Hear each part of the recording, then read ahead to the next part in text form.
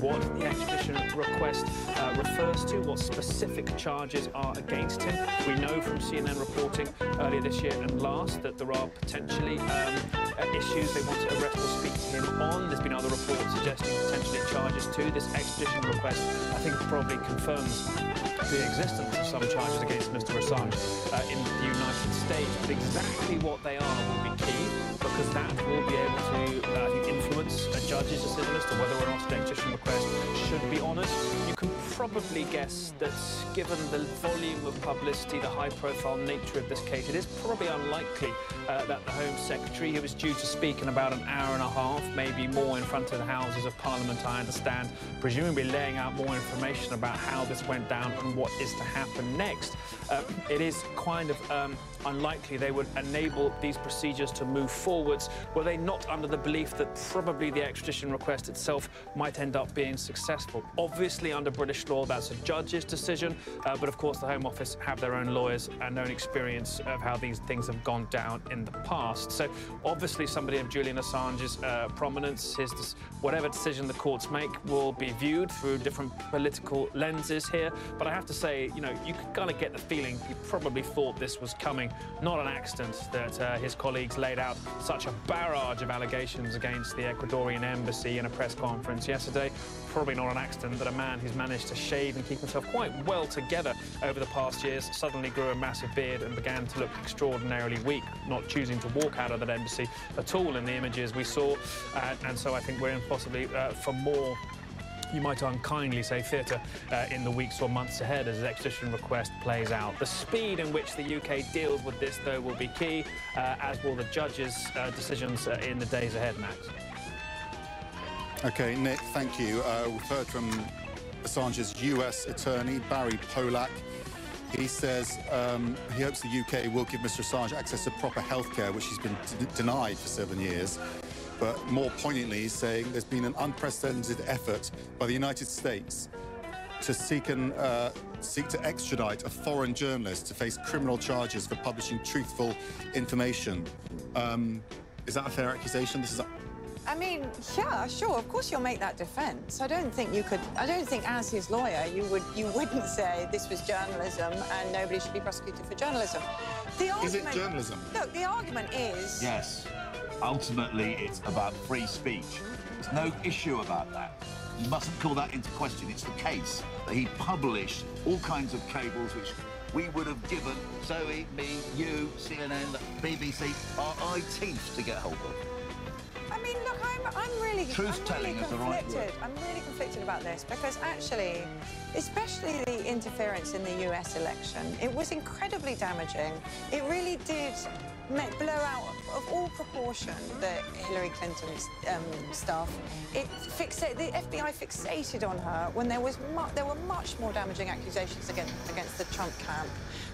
So you think she was helpful? Well, sort of. But I mean, you know, I don't think it's as simple as this is a free speech issue, you must defend free speech. You have actual governments mischievously interfering in other countries' elections with the explicit support of people like Assange. And you have to say, we're in a new world. Do we want to examine it closely, or do we want to just judge it by the old world? Can I just tell you something? This is a very point. The United States of America is notorious for interfering on an industrial scale in other countries' elections. And now you're trying to sort of put up some kind of defence of the United States trying to extradite a journalist. You are a mess. You're a mess. You're an intellectual shambles. Well, I mean, I got a respond. Well, no, I mean, I think that's exactly the point, isn't it? It's like if these are complicated questions and you can't reach answers by having very binary positions. If you're going to arrest somebody for interfering in somebody else's elections, you can start off with the head of the CIA and go downwards. I mean, that's a massive oversimplification of my position, as you well know. But we'll talk about it more after the break. Okay. How about that? It's not easy with that heckling, No, there is it from behind. but actually, it's nice. I love Zoe's analysis. Honest and measured, says Lorraine. You're developing fans. There's lots of Assange fans as well on Facebook. We're going to be speaking, I think, after the break to Alan Duncan as well. What sort of questions would you like to hear him answer? Bloody hell. I mean, what's Alan Duncan got to say about this? He's He Foreign is Office for that region, for the Americas, I think. But he won't be able to tell us what Sergeant David's going to do. Well, we'll find out. Know, right? Yes. Ask him what charges exactly, what the Americans, why the Americans want him. What, does he accept that this is a free speech issue? Ask him that. But presumably that's the basis of the extradition request, but it is, isn't it? Because it's leaked information that will pacify, presumably. Thanks for your comments. There is a lot of support for Julian Assange, which I'm not saying is surprising, but quite often when you hear negative comments, so if Ian says something negative, you'll get a lot of people coming from the other side. Yeah, no, I don't think. I mean, I'm surprised by how much support there is for him. So it's Alan Duncan, yeah, he's in Westminster. Does he believe in free speech?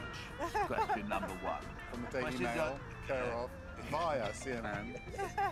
Question number two. Very complex. Does he jump when the UN...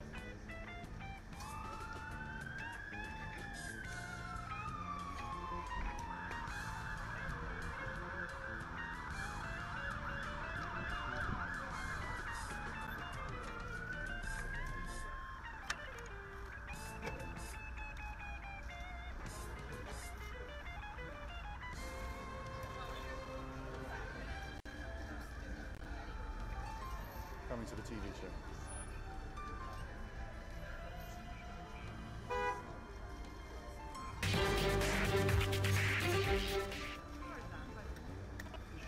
Assange, big headline here in London. He was arrested this morning, and we've just understood from the London police, the Metropolitan Police, that he's been arrested in part effectively on behalf of the US authorities. There's an extradition request in form. We can speak to Alan Duncan, who's a Foreign Office Minister now. Thank you for joining us. Can you give us any more detail on what this extradition request is based on? No, because it's played no part in our discussions with the Ecuador government in order to bring an end to Julian Assange staying in one room for over 7 years. So our part, as the Foreign Office, has been to try and bring to a conclusion his self-imposed incarceration, and that's what we've managed to do this morning. In terms of any kind of arrest or extradition requirement or request, that's entirely a matter for the law. It's not a matter for us who are politicians in the Foreign Office. So you've had no communications from the State Department on anything in relation to this? No, my communications have been with the Ecuador government under President Moreno, who was getting increasingly frustrated and annoyed by this going on and on and on, and also by the conduct of Julian Assange, and also from just a basic human level. I mean, someone just staying in one room for 7 years is going to face a lot of health pressures, and it was quite clear to us that his health was deteriorating, and so we wanted to bring this to an end as quickly as possible, and so we have gone through all the proper processes in doing that, and I think the police have conducted a really excellent operation this morning in the way they did this. We're grateful too to the ambassador here and our ambassador in Quito. So our role as the Foreign Office has been the diplomatic engagement which has been required to bring this sorry saga to an end. I find it extraordinary, though, that aware that Washington is so concerned about Julian Assange and that they wanted him to face trial over there, that you haven't had any conversations with them about this ahead of the arrest. Well, you can continue to find it extraordinary because you need to appreciate that the law is for the law and political things and diplomacy are for politicians, and we do not interfere in the process of the law. The only respect in which we have restated our policy is that we don't extradite anybody to a country where the death penalty might be used in the absence of proper written assurances. So that, of course, is our stated policy. It's not just one for Julian Assange, it's one for everybody. So everybody knows that Julian Assange is a controversial figure, so that kind of restatement of policy has been an obvious thing to state. Would ministers get involved in any sort of adjudication then on this extradition request when it comes into you? If it does blow up into a big issue of freedom of speech, as my fellow panellists suggest it would do, would you get involved at that point, and what would your call be on it? No, it's a matter for the law, and certainly it's not a matter for the Foreign Office. The Home Secretary will make a statement this afternoon and no doubt face questions along those lines, but it is not for me in the Foreign Office really to opine or interfere on any issue that is a proper matter for the course of the law, because our law is separate from political interference. Okay, Alan, thank you very much indeed. Alan Duncan, MP, he did have to go. We have to move on from it. But what was your response to that? Well, he's playing a straight bat, and that's what he's employed to do.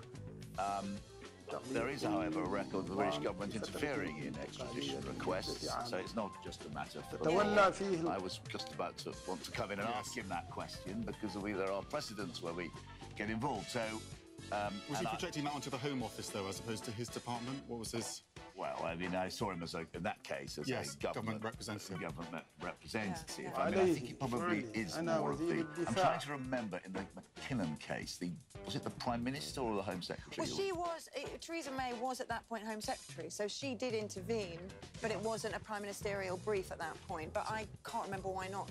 What were your thoughts as a result of that interview? Well, look, I mean, it didn't tell us anything, was my thought, and that's, you know, that's the straight bat, isn't it? That he didn't tell us anything, he just said it was a kind of process for the law. And it's perfectly, you know, there's no...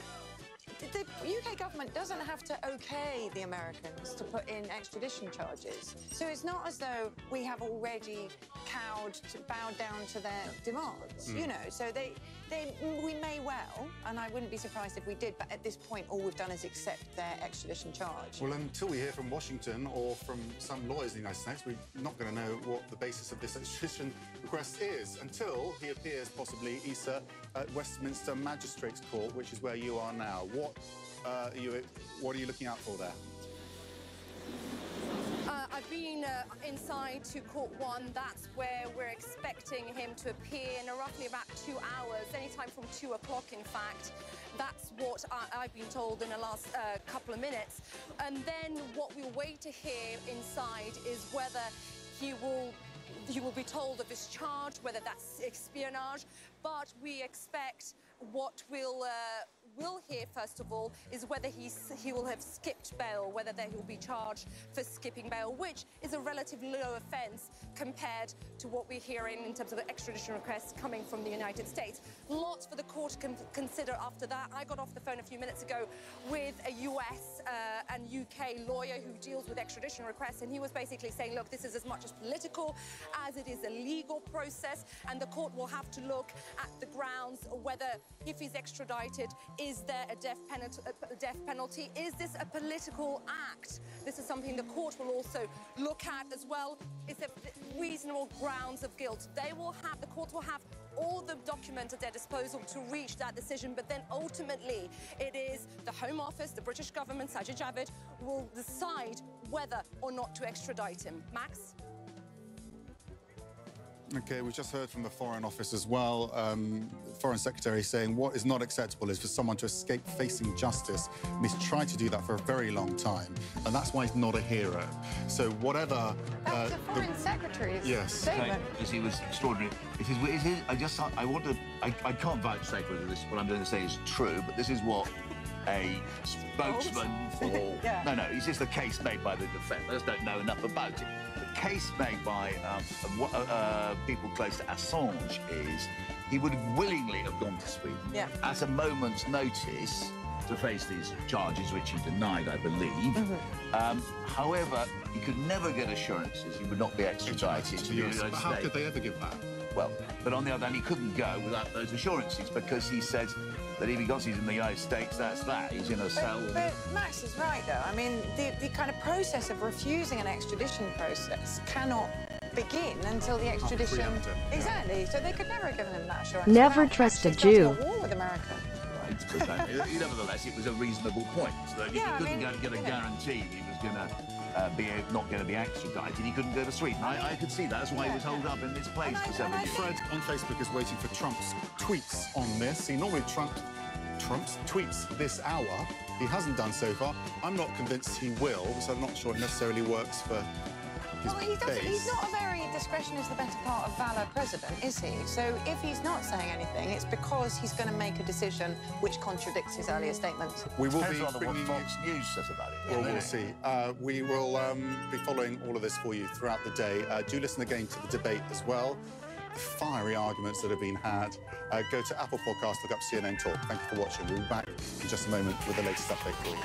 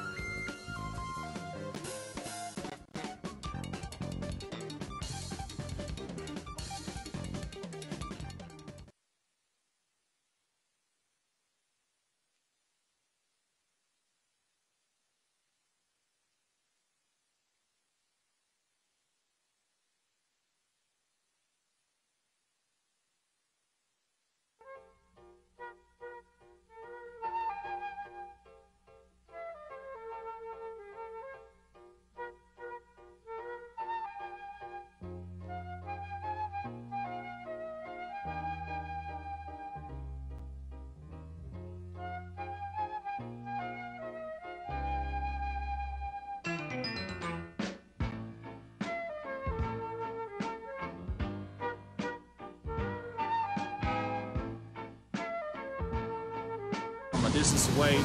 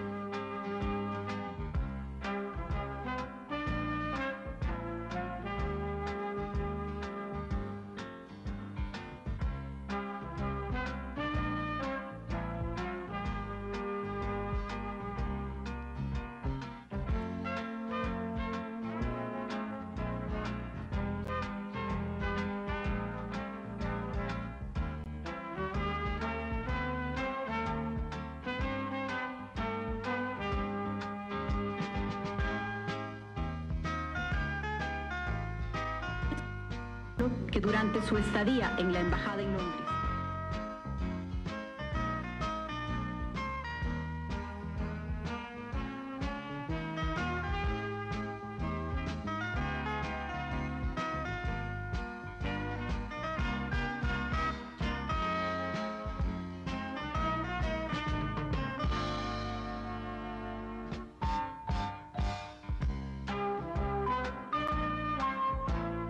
Behind-the-scenes deal between the British government and the United States. The danger here is Julian Assange will not face justice, as Home Secretary Sanjay Javid said in his statement this morning, that Assange was going to finally face justice. He's not going to face justice in the United States. What he is going to face is a secret grand jury proceeding, most likely in northeastern Virginia. Most likely it will be ruled on by a judge who has ruled against every single whistleblower under the Obama administration, including Thomas Drake, John Kiriakou, and many others. Okay, so this is, from a legal point of view, a justice point of view, this is a total stitch-up. Okay, Julian Assange will not face due process or justice. He's going to face a simulacra of it, but not the real thing. And that's going to be the injustice of this whole proceedings. So what we're seeing right now is the criminalization of journalism, the criminalization of publishing, a supine mainstream media that is not protesting what's going on, even though it's in their interests, this issue. They've ignored that, and instead you have authoritarian operatives in high positions wielding a tremendous power and are threatening to demolish the Fourth Estate as we once knew it. There's so many points of contention that could really bring people onto the streets in mass riots and protests, aren't there? Including that press conference yesterday where we heard from the WikiLeaks editor-in-chief that there was evidence the US had been spying on Julian Assange inside of the embassy. So what do you think the public will do? Will there be a huge outcry to this? Will there be mass protests? I don't think so. I think there will be protests, and I think they'll be targeted. They'll be specific. These will be people who recognize the importance of this issue. But the problem is, in today's society, things only become a sort of protest-worthy if the mainstream media is giving it coverage or giving it some energy. And it seems to me like the mainstream media will not be fueling this story, will not be taking the cause, if you will, crusading on behalf of one of their own colleagues, Julian Assange, because many people in corporate media don't believe that he is their colleague. They don't recognize WikiLeaks as a journalistic organization or a press organization. They don't recognize Julian Assange as a publisher. And this is the corporate mainstream media that seems to be in lockstep with the governments of the United States, of the UK and Spain and others. So this is a government media complex that we have, unfortunately, today. And there is no viable, as of today, you could make an argument there is no viable Fourth Estate. Where's the outrage from every single print publication, every broadcast news network? Where's the pushback against what's going on right now? So this is a grave injustice, and you have a situation in America where there's a possibility that the United States might gin up a conspiracy charge as well, claiming that there's a conspiracy between Julian Assange and Chelsea Manning, that somehow Assange helped Chelsea Manning to organize the classified leak, despite the fact that all of this has already been fleshed out a long time ago in the original trial of Bradley Manning, then now Chelsea Manning. So again, more injustice on top of injustice, more of a facade of due process that we're facing again. Now, Patrick, what do you think about the timing of the arrest? What triggered the arrest? Well, it seems that the United States seems to be on a schedule.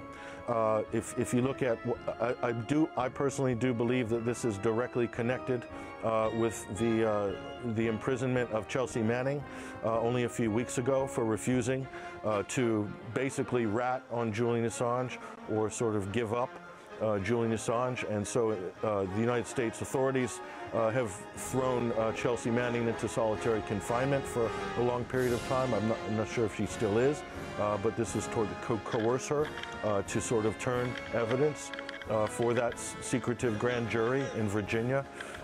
And so that, I think this is what they're trying to cook up, because it's going to be very difficult, even if they extradite Julian Assange, it's going to be very difficult to rule against WikiLeaks, against Julian Assange on the basis of them being a publisher, of them performing a journalistic function. Still going to be very difficult, even though you have that sort of political demonization campaigns being run by mainstream media outlets all across the world who are doing this, discrediting, defaming Assange, trying to characterize WikiLeaks, as Mike Pompeo and others have, as a sort of hostile foreign intelligence agency, when in fact they're not. They're probably the purest form of a press outlet that you could get by today's 21st century digital definition. So all of this is just basically a lot of hype in the public to create a public opinion wave against Julian Assange, against WikiLeaks. So there's no sympathy, and that way they can maybe push the proceedings into this ginned up conspiracy charge that they tried to coerce Chelsea Manning into. And so again, Julian Assange will not receive a fair hearing in Virginia with what's being prepared for him, just like every single other whistleblower who's been in that exact same court with that exact same judge did not get a fair hearing. And the state will most certainly rule against Julian Assange, as the state has in all the other previous whistleblower cases during the Obama administration. All right, thank you so much for sharing your insight with us here on RT International on the developing breaking news story, the arrest of Julian Assange. That was journalist and global affairs analyst Patrick Henningsen. Now, for those of you just joining us, we're bringing you a major breaking news story. This Thursday, the WikiLeaks editor Julian Assange has been arrested and removed from the Ecuadorian embassy in London, UK police say. Julian Assange has been arrested by officers from the Metropolitan Police at the Embassy of Ecuador on a warrant issued by Westminster Magistrates Court on the 29th of June 2012 for failing to surrender to the court. He's been holed up there for 6 years. WikiLeaks says Assange did not walk out of the embassy. Ecuadorian ambassador invited British police inside to arrest him. Ecuadorian President Lenin Moreno confirmed on Thursday that the country had withdrawn Assange's asylum status over his violations of international conventions. I have just spoken to one of Julian's lawyers. Julian is likely to appear before a UK magistrate within 24 hours. And UK is likely to seek maximum prison term of 12 months in higher court. Well, our focus is, as always, to stop a US extradition. That's the words of he is a lawyer now, Christian Assange, the mother of the WikiLeaks founder, and that's what she wrote on Twitter. Reporters Without Borders has slammed Assange's arrest over WikiLeaks activity as a dangerous precedent that the US may pursue. Meanwhile, Jen Robinson, one of Assange's legal team, claims the arrest was made in relation to a US extradition request.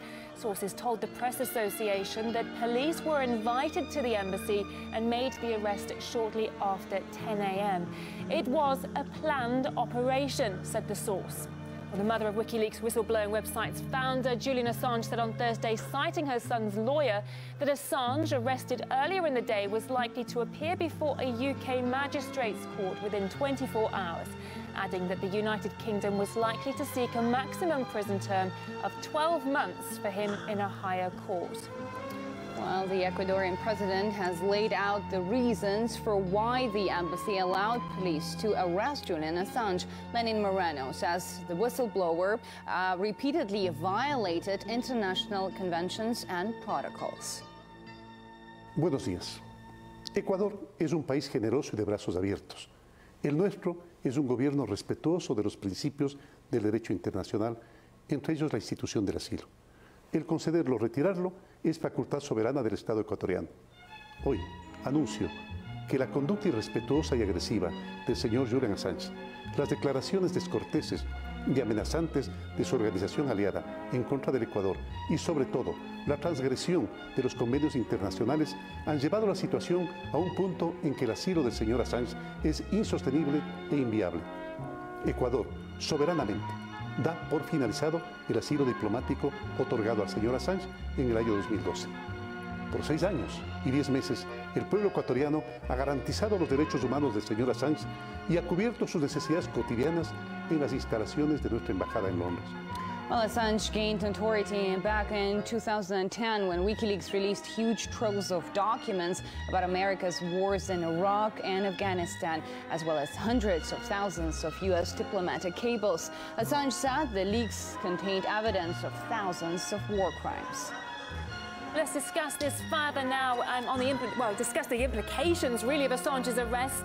Igor Zhdanov joins us in the studio to tell us more. Igor, what's likely to be next for the WikiLeaks code? Well, Nikki, Assange surely is a divisive figure. He has an army of supporters, he has an army of haters, but like it or not, he has won multiple awards for his journalism, for his activism, and again, like it or not, whatever he's published many facts that appeared to be eventually true, and he has sort of started this wave of whistleblowing from Edward Snowden to Chelsea Manning to many others who took up those roles. And for instance, Edward Snowden, his fellow, I should say, whistleblower, he said that this is something of a dark day for all journalists. Let's have a listen.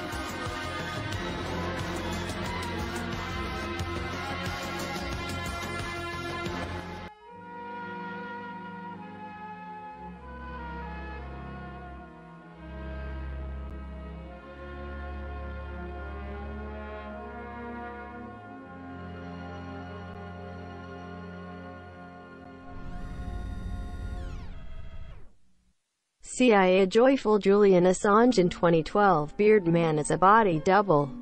Honk honk.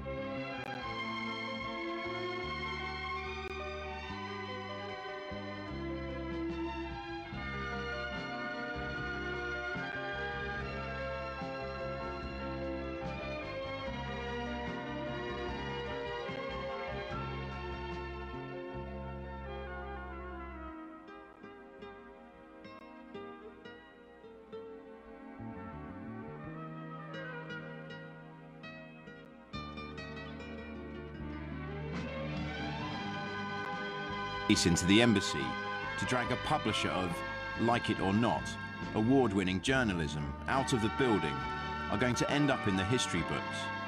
Assange's critics may cheer, but this is a dark moment for press freedom.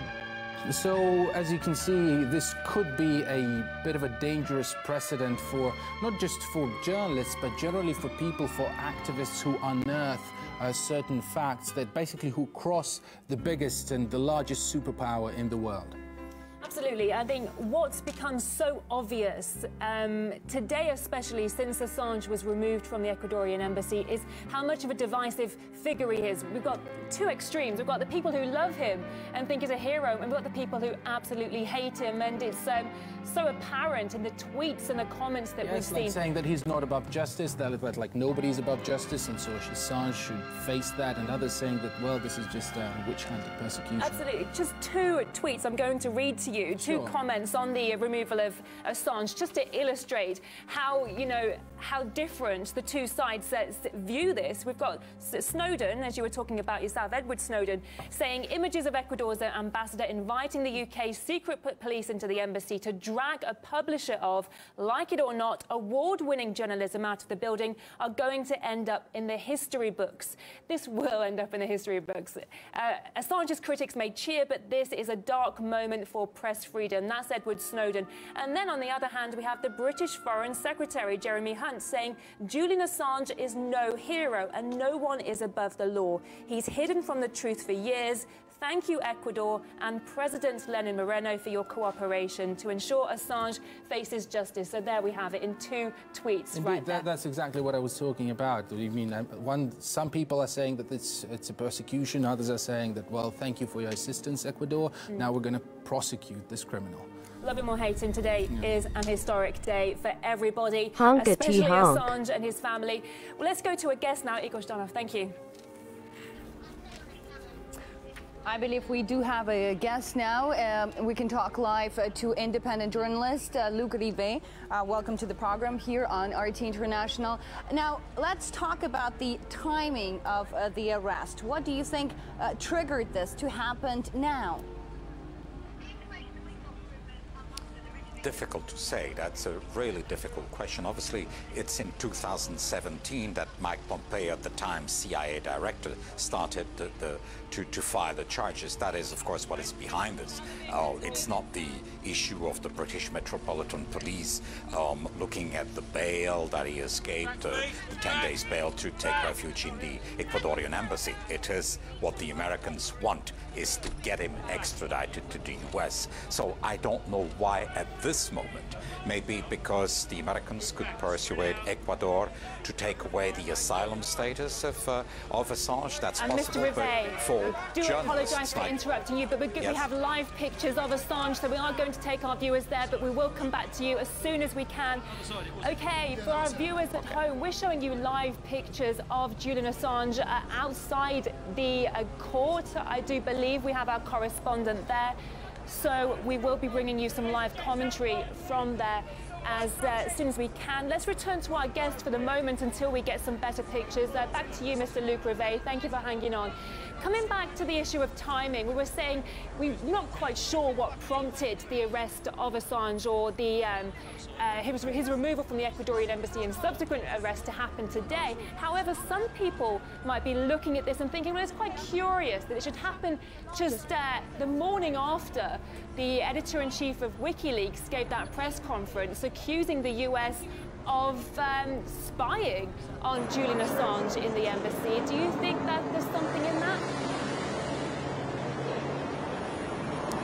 There could be, yes, certainly, but you never know. You know, sometimes events happen the day before, the day after, so it's really difficult to know, but clearly America is behind this, that's for sure. And he is, for independent journalists, he's a bit like a Robin Hood, a modern Robin Hood. Imagine the Watergate scandal a few years ago when Richard Nixon was taken down by the 2 journalists of the Washington Post.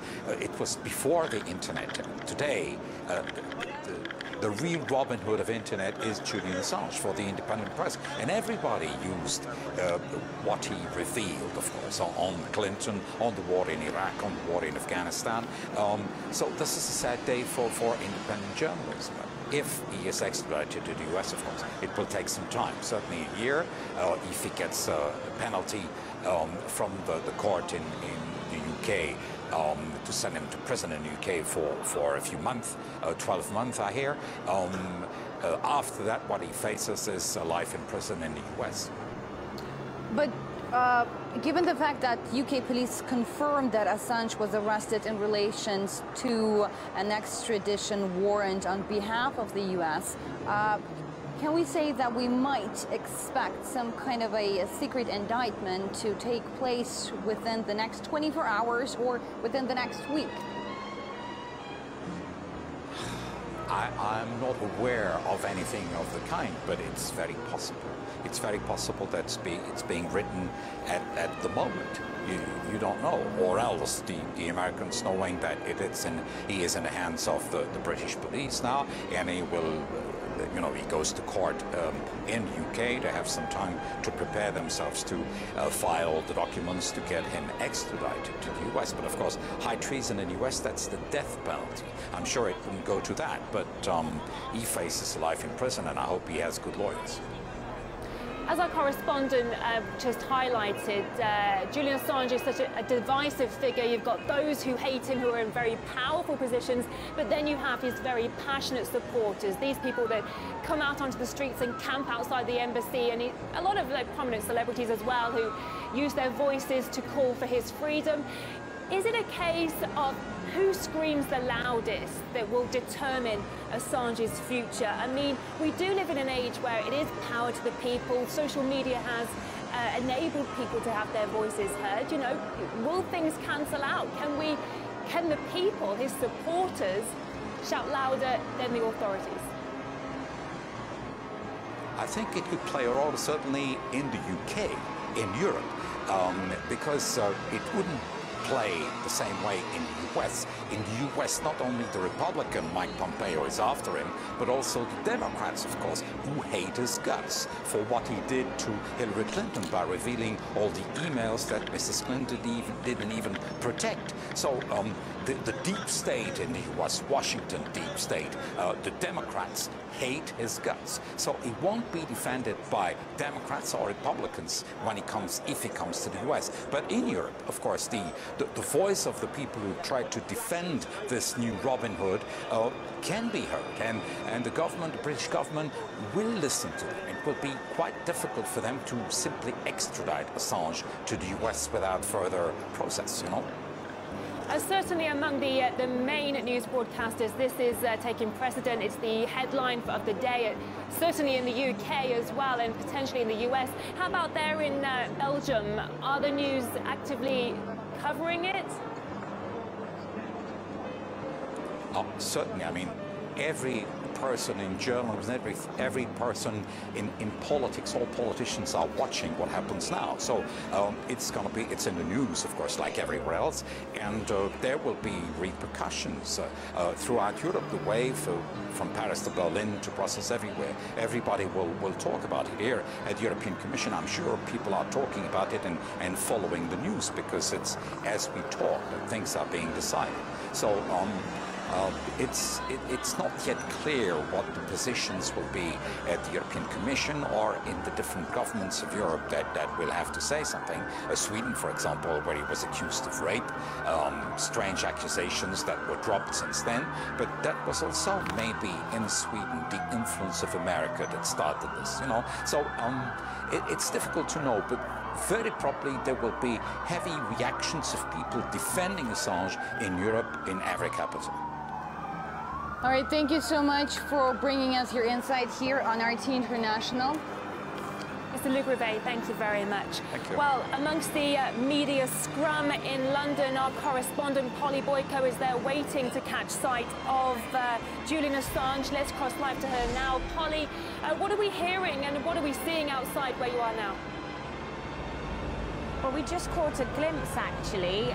We had seen many cars pulling up to the back of Westminster Magistrates Court here throughout the morning, ever since we learned that Julian Assange had been forcibly removed from the Ecuadorian embassy at around 10:50 London time this morning. And just a few moments ago, 3 big police trucks came in here. There was quite a scrum, chaos, police getting quite angry at the many reporters that were trying to catch a glimpse of the WikiLeaks founder, but lo and behold, some of the cameramen managed to get some shots of him. He was in one of the trucks going into the court. Now, sort of the rumour here is that the judge has got to have his lunch, and after he has finished having his lunch, well, then we might see Julian Assange, we should see him charged here quite swiftly, and we're going to be keeping an eye on what's going on inside the building for you in the time being. Polly, now apart from a lot of reporters that I'm sure are there waiting for some comment or something to happen to be filmed, now what do you see there in the crowd? Do you see any supporters of Julian Assange? Do you see people ready to protest against him being arrested? Not at the moment, but I'll tell you why. Because we were all stood at the back entrance. There could be some protesters at the front. I will be checking that. We might be moving along there now that it's an official proceeding getting underway. Although I suspect there's still going to be a media scrum back here waiting for him to come out and get that picture of him inside the police truck, incarcerated now at the hands, really, of the British authorities. So, not at the moment. I suspect there might be a vigil outside the Ecuadorian embassy. That is, after all, where all his supporters have got used to gathering over the past 7 years. But it all sort of depends on how it plays out, what he's going to be charged with. We now know that it's a US extradition request that brought the police a knocking to the Ecuadorian embassy with the agreement of the Ecuadorian authorities and the President Lenin Moreno saying that it was because Julian Assange had been so discourteous and had breached the terms of his asylum. We now know that his citizenship, his Ecuadorian citizenship, has been revoked as well. So all in all, a pretty bad start to the day for the WikiLeaks founder, and we are going to see how it progresses. Indeed, to say the least. Polly Boyko, who's outside of the court and is probably going to be there for a few hours more where Assange has been brought. Thank you for now, Polly. Okay, well, just a little update for you now. Julian Assange will be taken to Westminster Magistrates Court this afternoon, we understand. Also, Ecuador government is reportedly going to provide prosecution with information on 2 suspected Russian hackers over their potential links to Julian Assange. Well, the plot thickens now, doesn't it? Yeah, that's according to the Interior Minister. Indeed. Plenty more response is going to be pouring in throughout the day. We've already heard from some of Assange's more prominent supporters, including Edward Snowden and John Pilger, the journalist and filmmaker.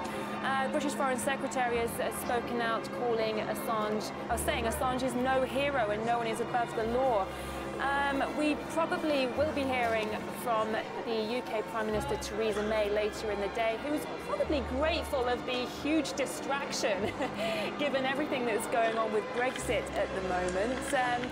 Possibly be hearing from the US President as well. This is indeed a huge story. We'll be bringing you all the latest on RT, of course. Yeah, well, we heard some reaction coming from the former Ecuadorian president as well, the president who actually gave Assange asylum 7 years ago. Now, he called the current Ecuadorian president, Lenin Moreno, the greatest traitor in Ecuadorian and Latin American history, as he allowed the British police to enter their embassy in London to arrest Assange. And earlier, indeed, we saw some really harsh pictures of Julian Assange being pulled out of the Ecuadorian embassy. Now police officers practically dragged him out and shoved him into the police van. And now, as we heard from our reporter there, standing by the court, he is ready to at least hear what's going to happen to him, which is still quite a mystery.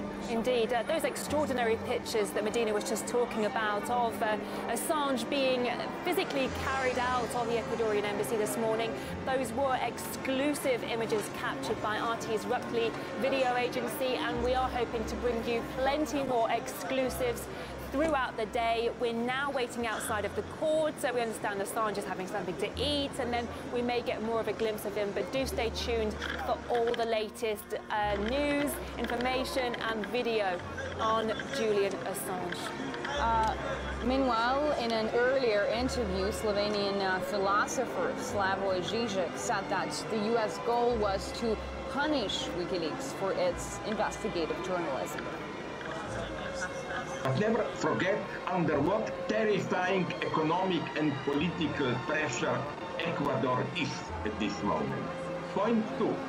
I think the battle about WikiLeaks and Assange is absolutely crucial for today's constellation, for the place freedom has in our societies. You know, till now, control, terror were outside us. I almost remember with nostalgia the old communist times when control meant you walk on the street, you turn your head around, ooh, some suspicious guy, probably from secret police, is following you. Today, we have unfreedom, which appears in the very form of freedom. You do whatever you want, surf the web, and so on, but you are monitored, controlled, manipulated. The most dangerous unfreedom is the unfreedom experienced as freedom. And this is the battle going on today.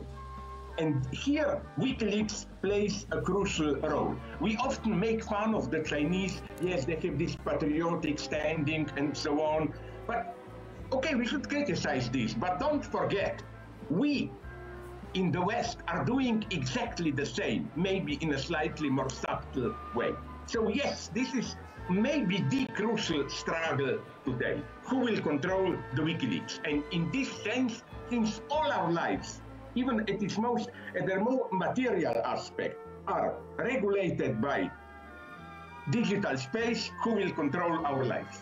Knowing the entire history of WikiLeaks, I think this is simply incredible. We know the amount of how state agencies and private corporations connected with them. Like Julian Assange himself wrote a wonderful book on Google. Well, he treats Google as a corporate private version of NSA, National Security Agency.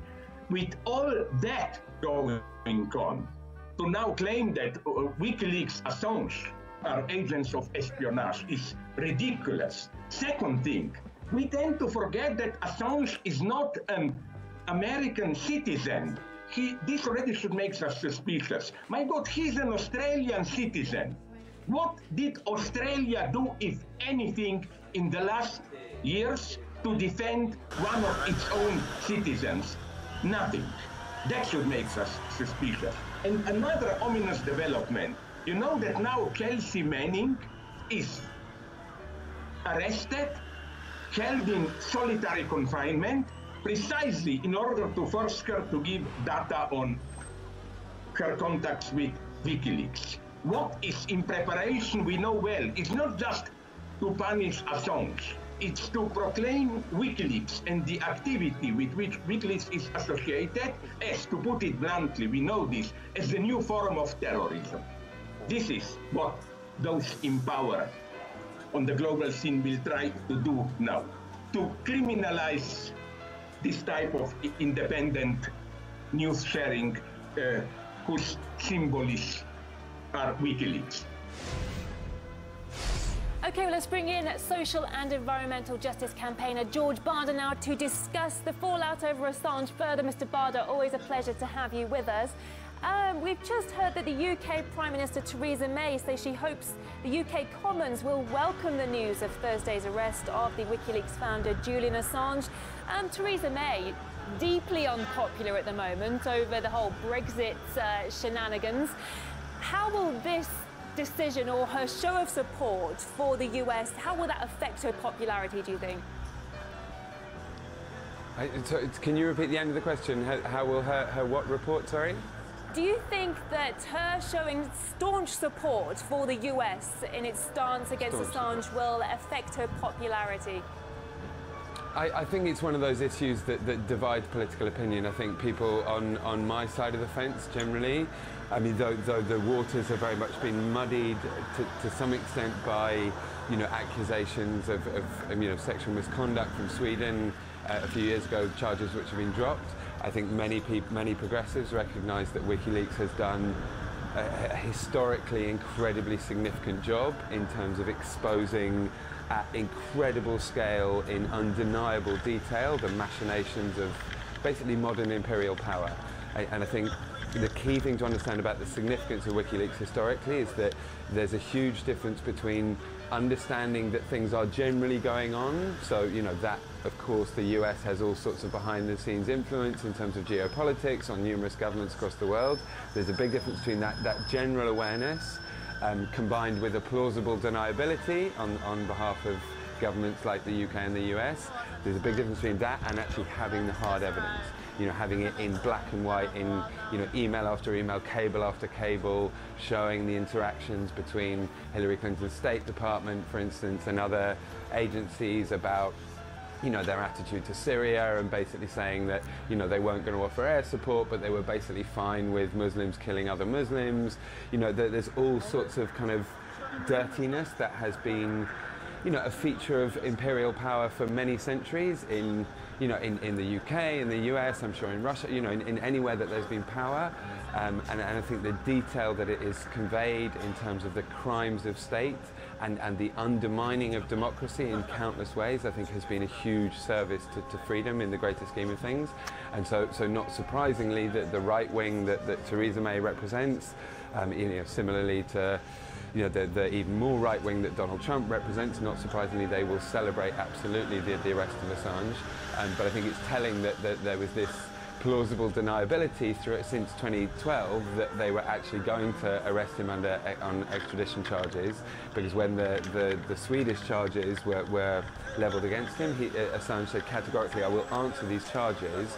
The Swedish authorities can come and question me here. If they give me a guarantee I'm not going to be extradited to the US, I will come to Sweden today. And of course that wasn't given, but there was plausible deniability, as I say, and now we see categorically in 2019 that this was the plan all along, to try and get Trump to the US, where the chances of him facing anything like justice, especially with the new even more partisan right-wing Supreme Court, I think are incredibly slim. So I for one am with, you know, the Guardian, you know, these sort of liberal progressive voices in the UK that are saying absolutely we must stand strong against Trump's America and not extradite him to the US. I think it would Honk be it like you stole it. A terrible travesty of justice. And you know, yes, I should add there are questions about the way, unlike Edward Snowden, for instance, the way he released his information, there are genuine moral questions about the way so much information was released unedited by WikiLeaks. But I think, as I say, history will judge him absolutely as an incredibly positive force that helped expose the venality of power.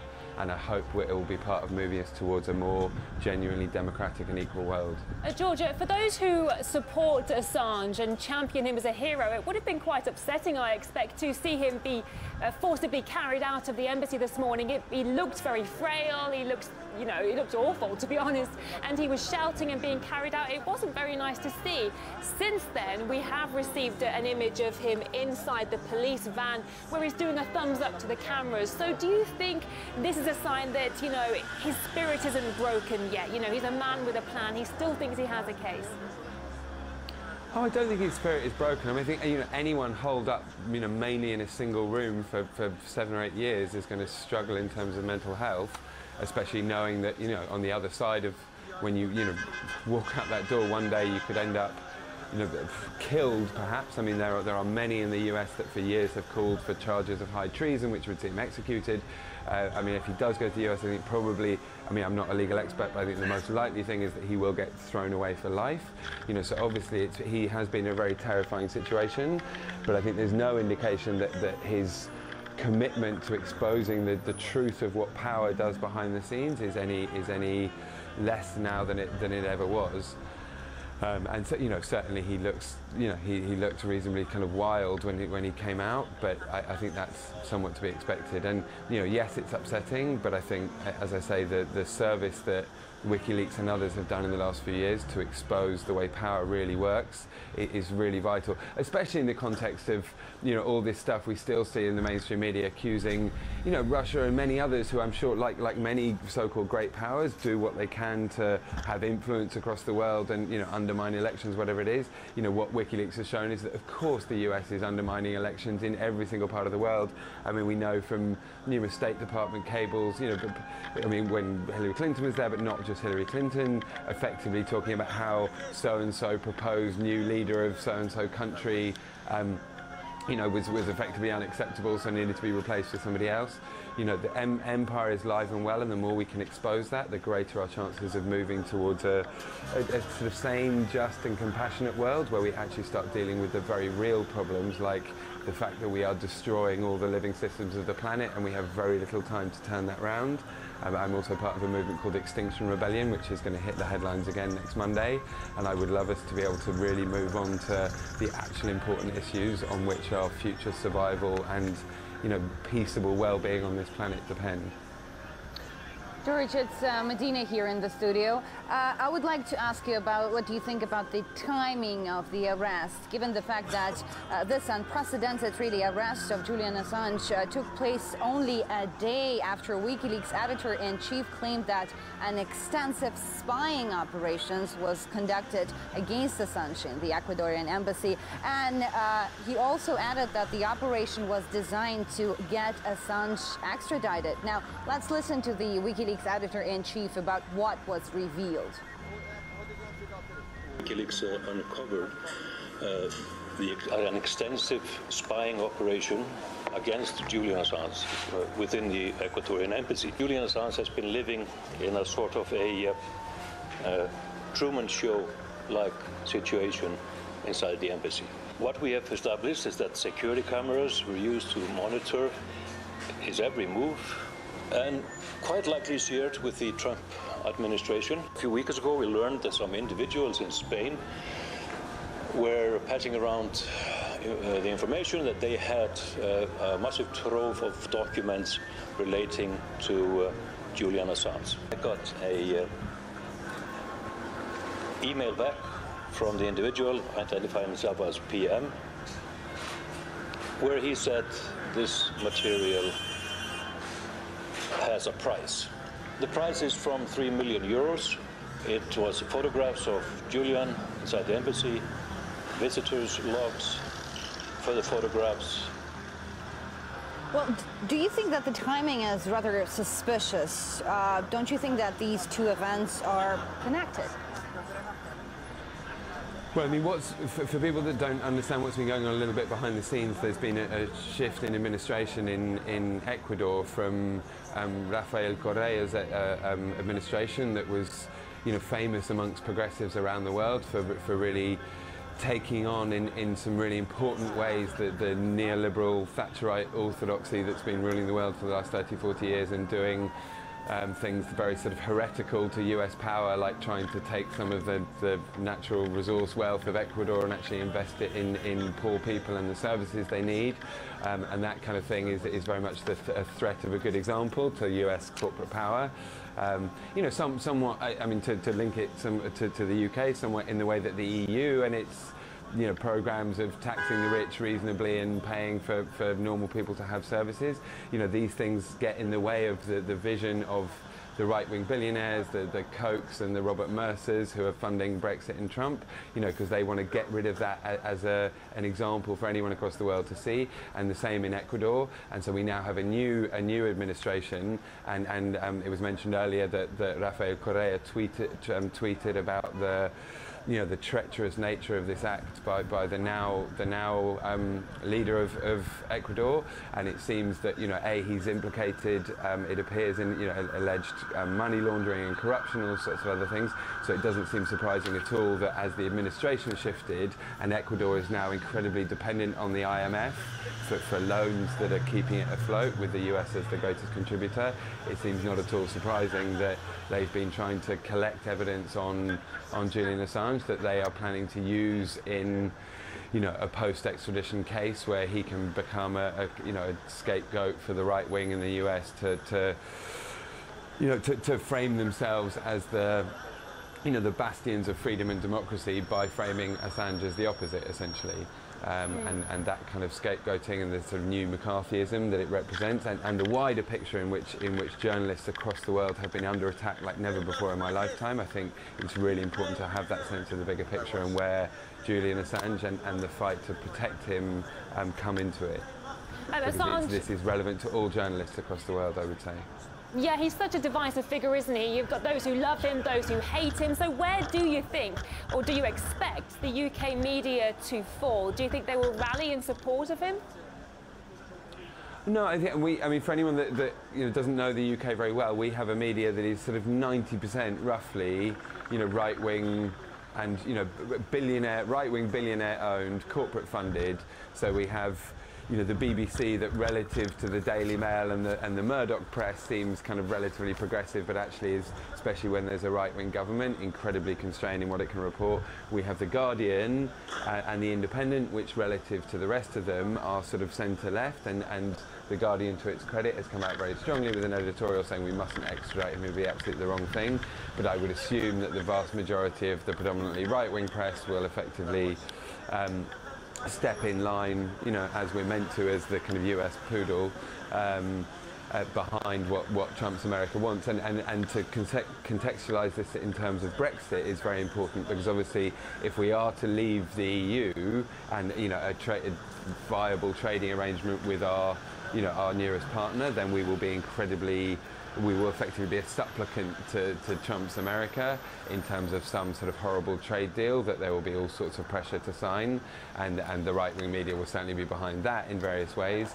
And so I would imagine that the predominantly right-wing media, to answer your question, will be behind some kind of extradition. I imagine at the same time, I would imagine, say, the Times, the organs that are kind of centre-right will have superficially a kind of nuanced position, but I wouldn't be surprised if they do fall down on the side of we should extradite him. But it will be interesting, because there is, power in the UK does still like to think of itself as defending liberal values in the negative, by which I mean, people should be allowed to do what they want. The establishment has no problem hammering poor people in terms of taking away the things they actually need to have, meaningful free lives. But there is still something of a tradition of defending rights, and there is obviously a very categorical case in terms of international law to say that the US has not, that there isn't a case to say that the US is delivering justice in any number of these so-called sort of terrorism-related cases.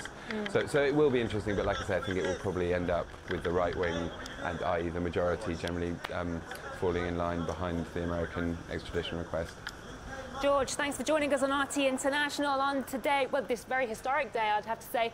Social and environmental justice campaigner George Barder, thank you. Thank you. WikiLeaks under Assange published a huge trove of documents revealing war crimes, mass surveillance, and corruption.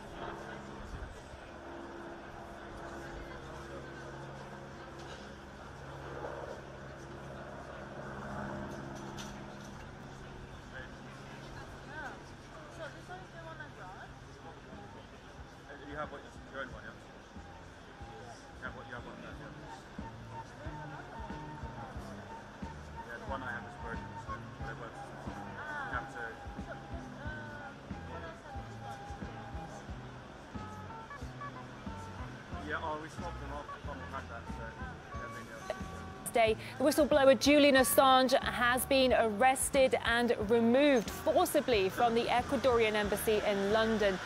Julian Assange has been arrested by officers from the Metropolitan Police at the Embassy of Ecuador on a warrant issued by Westminster Magistrates Court on the 29th of June 2012 for failing to surrender to the court. Well, he's been holed up in there for more than 6 years now. WikiLeaks says Assange did not walk out of the embassy. Ecuadorian ambassador invited British police inside to arrest him. The Ecuadorian president himself, Lenin Moreno, confirmed on Thursday that the country had withdrawn Assange's asylum status over his violations of international conventions. Quote, "I have just spoken to one of Julian's lawyers. Julian is likely to appear before a UK magistrate within 24 hours. The UK is likely to seek a maximum prison term of 12 months in a higher court. Our focus is, as always, to stop a US extradition." Well, those were the words of Christine Assange. I do believe Lenin Moreno, those were his words. Christine Assange, who is the mother of the WikiLeaks founder, wrote on Twitter, Reporters Without Borders has also spoken out and slammed Assange's arrest over WikiLeaks activity, calling it a dangerous precedent that the US may pursue. Indeed, as Assange was being forcibly removed from the embassy, he was shouting that the UK must resist and also shouting about the US President Donald Trump too. Part of Assange's legal team has claimed the arrest was made in relation to a US extradition request, so that all links together there. Sources told the Press Association that police were invited into the embassy and made the arrest shortly after 10 a.m. It was a planned operation, said the source. Once again, the mother of WikiLeaks, the whistleblowing website's founder Julian Assange, said that her son was arrested and is likely to appear before a UK magistrates court within 24 hours, adding that the United Kingdom was likely to seek a maximum prison term of 12 months for him in a higher court. Well, our correspondent is outside that court waiting for more information on Julian Assange. We did bring you exclusive pictures as Assange was removed from the embassy earlier this morning. These are what you're seeing on your screen right now. Exclusive images captured by RT's Ripley video agency showing Julian Assange being carried out of the Ecuadorian embassy after his arrest. So plenty more will be happening throughout the day. We're going to be keeping on top of everything that happens and bringing it to you live on RT International. Our correspondents are in London, keeping abreast of the situation. These are the exclusive images I was talking about earlier. But right now, Julian Assange, we believe, is having something to eat inside the court, and our correspondent is outside waiting for more information on what's happening. Let's go live to her now, Polly Boyko, outside of the court where Assange is. Polly, can you bring us the latest on the situation, please? Well, we saw Julian Assange making his way in here in an armoured police truck. There'd been sort of a media circus camped out here ever since we'd learned of his removal from the Ecuadorian embassy, and he's thought to be awaiting his charges. Now, the Met Police had arrested him on sort of a warrant for skipping bail back in 2012, but we've since learned that it's all been in conjunction with an extradition request over to the US. So it's been sort of done with the agreement of the authorities in Washington. The Home Office has also given an update in the past moments saying that Julian Assange is wanted over in the US on computer-related offences. We saw him removed from the Ecuadorian embassy. The British police were invited, the Metropolitan Police were invited in by the Ecuadorian authorities in what we think was a pre-planned, pre-agreed operation that Ecuador had agreed to. Take a listen to what the president of Ecuador, Lenin Moreno, had to say about it all. I announce that the discourteous and aggressive behaviour of Mr. Julian Assange, the hostile and threatening declarations of his allied organisation against Ecuador, and especially the transgression of international treaties, have led the situation to a point where the asylum of Mr. Assange is unsustainable and no longer viable. Well, Moreno said it was a sovereign decision to withdraw asylum after repeated violations to international conventions and the protocols of daily life. Now, that is an interesting statement which really sums up two issues that have soured relations between Julian Assange and now his former hosts, the Ecuadorian authorities. Julian Assange was accused of meddling in international affairs, in the affairs of other countries, through his activities as the founder and the editor of WikiLeaks, and that led to his internet being cut off, and also this kind of, it says, this daily life protocols. That led to a somewhat bizarre sort of domestic dispute between Julian Assange and his host. Last year he was given a list of conditions that he had to adhere to if he wanted to stay inside the embassy. He needed to pay for his own food and for his laundry being done. He needed to tidy up after a cat that we know as Embassy Cat on Twitter. That's Julian Assange's pet cat. He needed to clean his own bathroom. And so this kind of view that the relations soured and that it was really difficult inside this tiny space of the Ecuadorian embassy. It was very cramped as well. It was echoed, actually, by Jeremy Hunt, the Foreign Secretary, when he commented earlier today and said that it wasn't Julian Assange who was a hostage inside the Ecuadorian embassy, it was the Ecuadorian authorities. Take a listen to what the UK Foreign Secretary had to say. Well, what we've shown today is that no one is above the law. Julian Assange is no hero. He was hidden from the truth for years and years, but also a very courageous decision by President Moreno in Ecuador to resolve this situation. Now, we've got a bit of action taking place here. We've got somebody leaving the back of the court, just showing you kind of us keeping an eye on it all.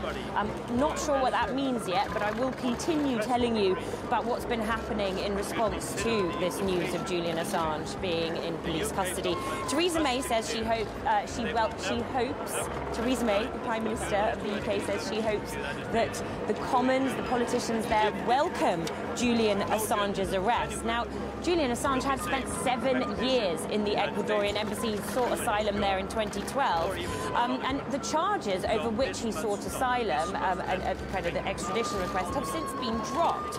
But take a look back at just how lengthy the Julian Assange story has got.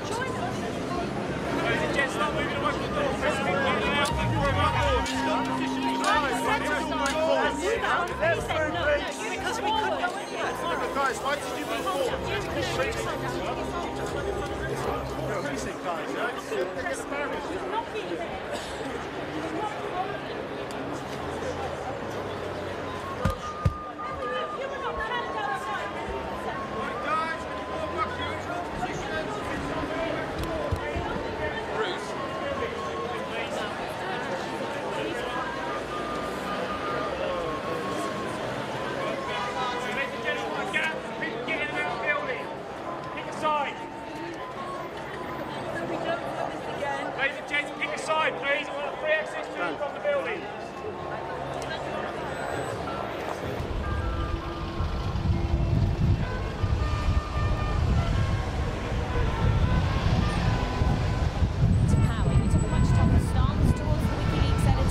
And the relationship between Assange and Ecuador soured so much that late last year, Julian Assange sued his hosts for infringing his own freedoms and his right to asylum. The reason this story is so big, one of the reasons, is that Julian Assange is such a Marmite character, especially here in the UK, where the Metropolitan Police have spent at least £12 million policing the outside of the embassy in case he did try to emerge during those 7 years. Opinions very much divided on whether he's a victim or a villain in this story. And I think the most shocking aspect here now is the fact that we have seen the Ecuadorian authorities really collude with the UK authorities and the US authorities to end Julian Assange's asylum, to end his political political asylum within that embassy. We've had some response. Pamela Anderson, she's a big supporter of Julian Assange. She said that she's shocked. Rafael Correa, the previous president of Ecuador, who gave Julian Assange political asylum to begin with, he's called Lenin Moreno a traitor, saying that it's a crime against humanity that's been committed. But what happens next in this saga really depends on, now, at least the next step, it depends on the decision of a judge inside this building. And we're going to be waiting and watching out for what happens next. We appreciate that, Polly. Like you were saying, Assange's lawyers have just held a very short press conference, but we'll be trying to get hold of some of that footage and bring it to our viewers as soon as possible. But for now, Polly Boyko, who's outside of the court waiting for what happens next, she'll be back later. OK, well, we can now go live to another guest, Peter Tatchell, a human rights campaigner. Mr. Tatchell, always a pleasure to have you on the programme. What can Julian Assange expect now, do you think? And do you think he has any grounds for appeal? Well, first, it's very clear that the Ecuadorian authorities have betrayed one of their own citizens. Julian Assange was granted citizenship, and with that citizenship comes certain basic inalienable rights under the Ecuadorian constitution. For the Ecuadorian authorities to hand him over From Drager to the British my authorities, and then it looks likely to the US authorities, is a clear dereliction of that responsibility to a citizen of its country. Having said that, quite clearly Julian Assange did skip bail, and he will have a charge to answer, and I would hope that the British courts would have taken the view that he spent effectively almost 7 years in detention in the Ecuadorian embassy, so they will see that as a form of quasi-imprisonment and therefore conclude that he should suffer only a very minimal punishment for skipping bail. The bigger issue, of course, is the decision by the British authorities to arrest him in connection with the extradition request by the United States. That clearly signals that the plan is for Julian Assange to be extradited to the United States to face charges. We know that a secret grand jury has been convening for many years to draw up charges. That's convened totally in secret. Even Julian Assange's lawyers don't know what the charges are. But those charges, whatever they are fundamentally an attack upon press freedom and freedom of expression. Julian Assange did not leak anything. What he did do was publish US classified documents leaked by Chelsea Manning, which among other things exposed US war crimes in Iraq and Afghanistan. So he has the status of a publisher in the same way that the New York Times and The Guardian in London also published the leaks of Chelsea Manning. So the question is, why is Julian Assange being pursued by the Trump administration and not the New York Times and The Guardian? It smacks of double standards, it smacks of a vendetta, and I'm certain the reason the US authorities are going after him is not because he caused any damage per se, but because he caused huge embarrassment exposing American wrongdoing around the world. Peter, hi. This is Igor in the studio here with Nick. And in fact, you've been talking about the charges that Julian Assange could be facing in the United States. And what we have some breaking news right now, because the United States have in fact just announced the charges that they are going to, well, present against Mr. Assange. And that is conspiring with Chelsea Manning in the 2010 case of, well, leaking those Iraq, without the trove of those documents of the Afghanistan and probably the Iraq documents. This is some new information, and these are some new documents that have just been put out there in the open by the United States. Keeping in mind that Chelsea Manning is in fact in jail right now in the United States for refusing to testify in front of the grand jury until she changes her mind. Do you see a connection here? Well, quite clearly, if Julian Assange is going to be charged with conspiracy with Chelsea Manning, why hasn't Chelsea Manning herself been charged? And moreover, why hasn't the New York Times and the Guardian newspaper been charged with conspiring with Julian Assange to publish the leaks of Chelsea Manning. It is a complete mess. It's inconsistent. It shows that the US administration has a vendetta against Assange, and anybody who dares expose wrongdoing and double standards and hypocrisy by the United States government and military. Just some of the latest information coming from the US Justice Department now, who have said that Assange faces 5 years in jail. It also says that the arrest is in connection to, quote, Assange's alleged role in one of the largest compromises of classified information in the history of the United States. So, bold charges being made against Assange there. Does he have anything in his back pocket? I'm thinking in particular of the press conference that was held last evening, yesterday evening, by the editor-in-chief of WikiLeaks, making claims about the US spying on Assange in the Ecuadorian embassy. Do you think Assange and the WikiLeaks team have anything that could help Assange out of this hole? Well, I think the spying allegations are a side issue, but quite clearly were an unwarranted intrusion into his privacy, because they were spying on intimate personal details about his life in that room in the embassy. But I think the bigger picture is the US authorities quite clearly want to set an example, want to make an example of Assange. He has, it's true, published a huge amount of classified US information, but so too has The Guardian and the New York Times. So again, I ask, why is the Trump administration and the US Justice Department only going after Julian Assange? I think it's to do with the fact that he has been a very effective exposer of American wrongdoing. And I would say, as a citizen, that people around the world, we ought to be grateful for WikiLeaks and Julian Assange having exposed these crimes by the US, having exposed US double standards where it speaks one thing in public and then in private diplomatic cables says something different. That is a great public service. The public have a right to know. The US government and military are the servants of the American people, and the whole world is impacted by US foreign policy. So the people of the world have a right to know what the US is doing in their name, or at least the name of the American people. All that Julian Assange did was tell the truth.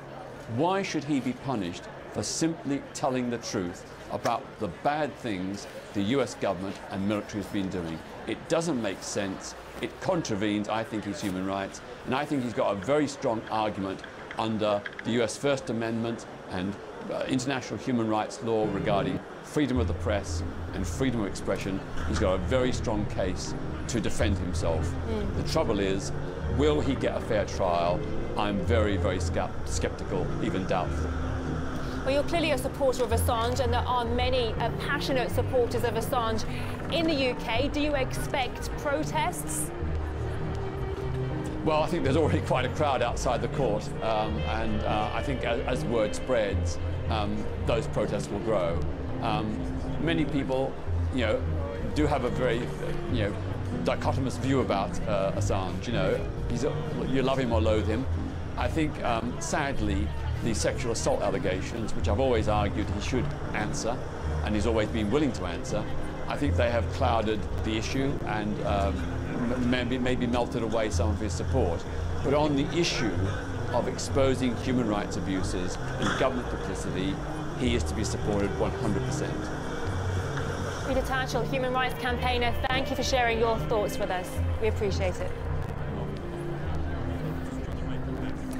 Well, Assange gained notoriety in 2010 when WikiLeaks released huge troves of documents about America's wars in Iraq and Afghanistan, as well as hundreds of thousands of US diplomatic cables. Assange said the leaks contained evidence of thousands of war crimes. Since then, there have been a number of high-profile whistleblowing cases. To discuss the implications of Assange's arrest further, I'm joined by Igor Zhdanov in the studio. Great to have your support in the studio today. Igor, what do you think is the likely next step for Julian Assange? Well, the recent development, and especially the most recent one, and that is the Department of Justice, the U.S. Department of Justice, releasing this information, some detail as to what they want to do with Assange next. I should say that it leaves very few questions, really, because what they're saying that they have revealed, they want Assange in connection with a federal charge of conspiracy to commit computer intrusion and basically conspiring with Chelsea Manning and, well, generally in orchestrating this largest military, classified military leak in the U.S. history. So this was the largest case of when American military secrets were compromised ever. And so just I want to give some more detail as to this most recent revelation. Apparently, according to the U.S. Department of Justice, Assange engaged in a conspiracy with Chelsea Manning and basically assisted Manning in transmitting the secret documents to WikiLeaks. Apparently, he stayed in touch with Manning and held live conversations with Chelsea, then Bradley Manning, who had access to, well, secret information. And they even give this extract from one of their conversations with Manning, telling Assange that after this upload, that's all I really have got left, to which Assange allegedly replied, "Curious eyes never run dry in my experience." So if this is true, this sheds light as to how keen Assange was to expose America's military crimes and military wrongdoings. Now, when it comes to the potential consequences of this, he could face up to 5 years in prison. And when it comes to American prisons and whistleblowers, and since we have Chelsea Manning now directly implicated in this case against Assange, we should look really no further than Chelsea's own experience with America's judicial system, because when she was arrested on one of the military bases and put, well, generally thrown behind bars in the case against her, eventually, the UN Special Rapporteur on Torture, publicly condemned the U.S. government and accused the U.S. government of cruel, inhumane and degrading treatment of Chelsea Manning, of the whistleblower. So really, it's no walk in the park if you're a whistleblower when it comes to Chelsea's experience. And on top of that, she got 35 years in a maximum security prison at Fort Leavenworth. It's a special prison for those who commit military crimes, for the military people who commit crimes. And yes, her term was eventually commuted by Barack Obama after 7 years.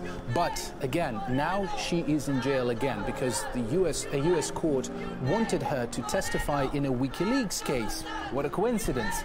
And she said that, well, no. She said that she disputes and doesn't agree with the concept of the grand jury, with the whole secrecy around the process.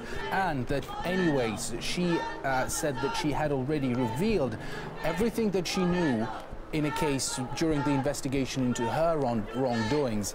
But the judge decided to put her behind bars and just say, well, okay, unless it's either you change your mind and you testify and you tell us and you tell the grand jury everything again and maybe something new, or you stay there until the grand jury does what it has to do, completes its work, and then, well, then we'll let you free. This is a massive news story. There's no doubt about it. Everybody's covering it. It's headline news all over the world. But what some people might be overlooking is the implications on the grand scale of things. Because, you know, what happens to Assange right now and in the next 24 hours, weeks, months, sets a precedent for other similar cases in the future.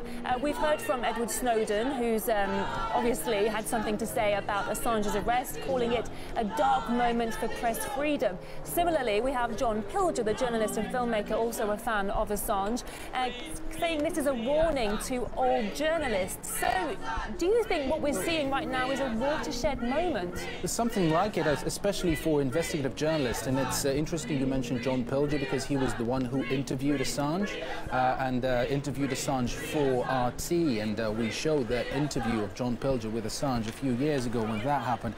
So he is, well, he knows the man. it is sort of a direct connection between John Pilger and Assange.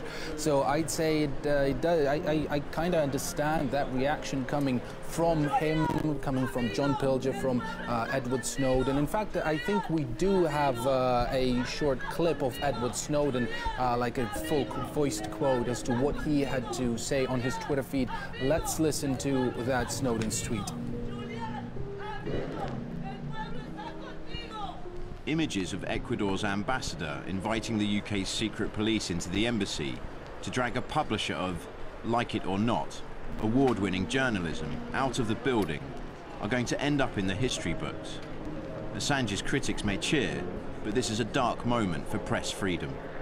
Well, and going back to, because the WikiLeaks, it has sort of knocked this domino effect into place, I should say, and it kind of kick-started that big general whistleblower movement, which was kind of maybe swept under the rug. It used to be swept under the rug and wasn't that rampant before the WikiLeaks emergence and resurgence.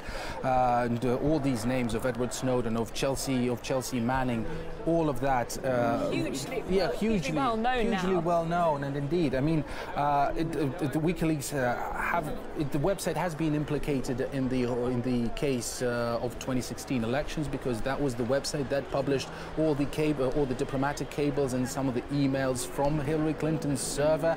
So I mean, the impact on global affairs has been massive, done by the WikiLeaks.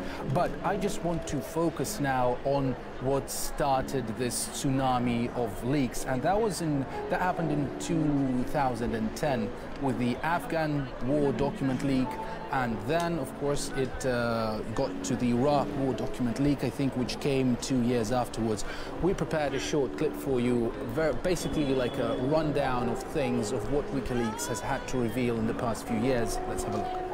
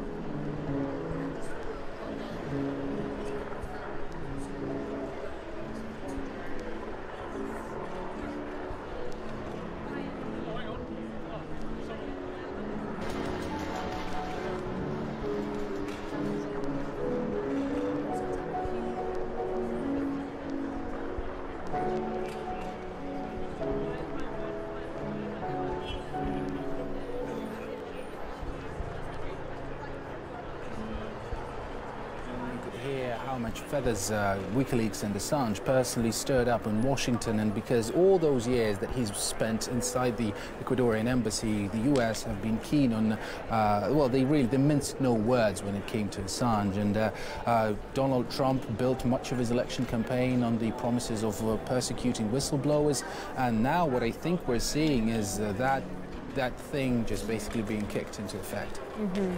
And, you know, those revelations have had such a massive impact on all of our lives, really, haven't they? So this is a massive story that can't be overlooked in any way. But Igor Zhanov, thanks for coming in and bringing us more details on that. We're going to go to a guest now. We're going to go to Cassandra Fairbanks, journalist and WikiLeaks supporter. Thank you for joining us on the programme. We do appreciate your time. Now, we understand that you actually witnessed Assange's arrest. Can you talk us through what you saw?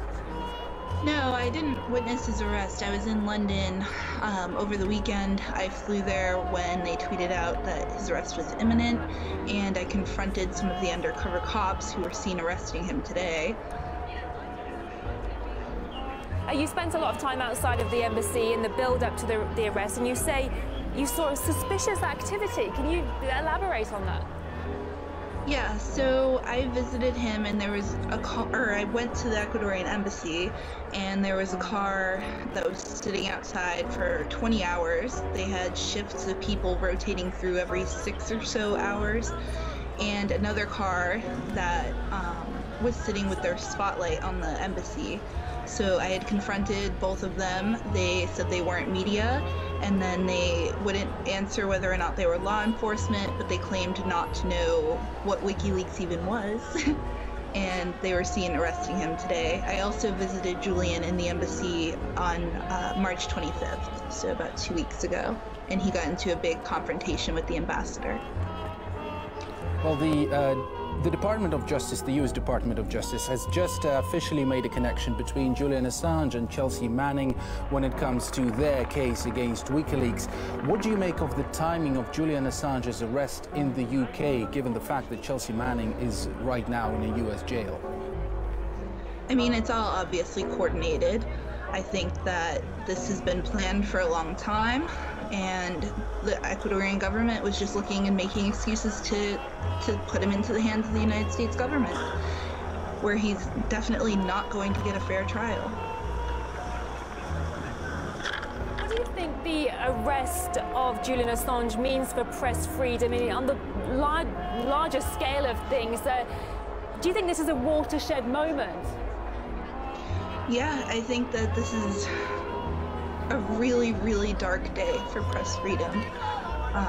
Julian Assange has done more for free press and the right to know and free information than any other journalist in history. He's nominated for the Nobel Peace Prize this year. And the fact that our administration is extraditing him and charging him for doing journalism is shocking and disgusting. They're accusing him of asking Chelsea Manning for more leaks, more information. Even if he did do that, that's what journalists do. They're criminalizing journalism. It's unacceptable, and nobody should stand for this, honestly. Excuse me for saying, but you do appear to be visibly shaken and very upset by what's happened to Julian Assange today. These kind of feelings that you have, this kind of passion you have for Julian Assange, this is shared amongst quite a wide community of supporters. What kind of action do you think that his supporters will be taking? What do you want to do next? Well, I mean, I can tell you over the weekend, it was actually really beautiful. There were everything from Brexit supporters and yellow vests to communists and socialists, all merging together and chanting together to free Julian Assange outside the Ecuadorian embassy. And I would love to see more of that. I know Lenin Moreno is going to be in DC in 5 days. I urge everybody to go down there and protest his meeting. I will have free Julian Assange posters for everybody who comes. Yeah, I think people need to get off their butts, and they need to take a firm stance against this because our First Amendment is at stake. In an ideal world for you and many others, Assange would have walked out of the Ecuadorian embassy a free man. Is it realistic, though? No. He's never going to get a fair trial. Look what this judge did to John Kiriakou. It's the same court.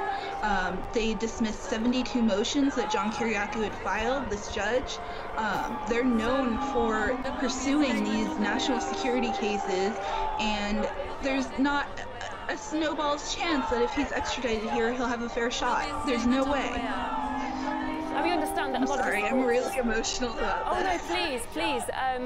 We understand that a lot of his supporters will be amassing outside of the court. We believe there's a small crowd gathering now.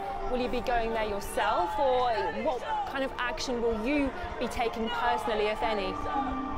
Possibly. I've been in London twice in the past 2 weeks, so I'm not entirely sure yet, but I will be protesting Lenin Moreno his entire stay in DC, and I am in full support of the protesters who are in London right now.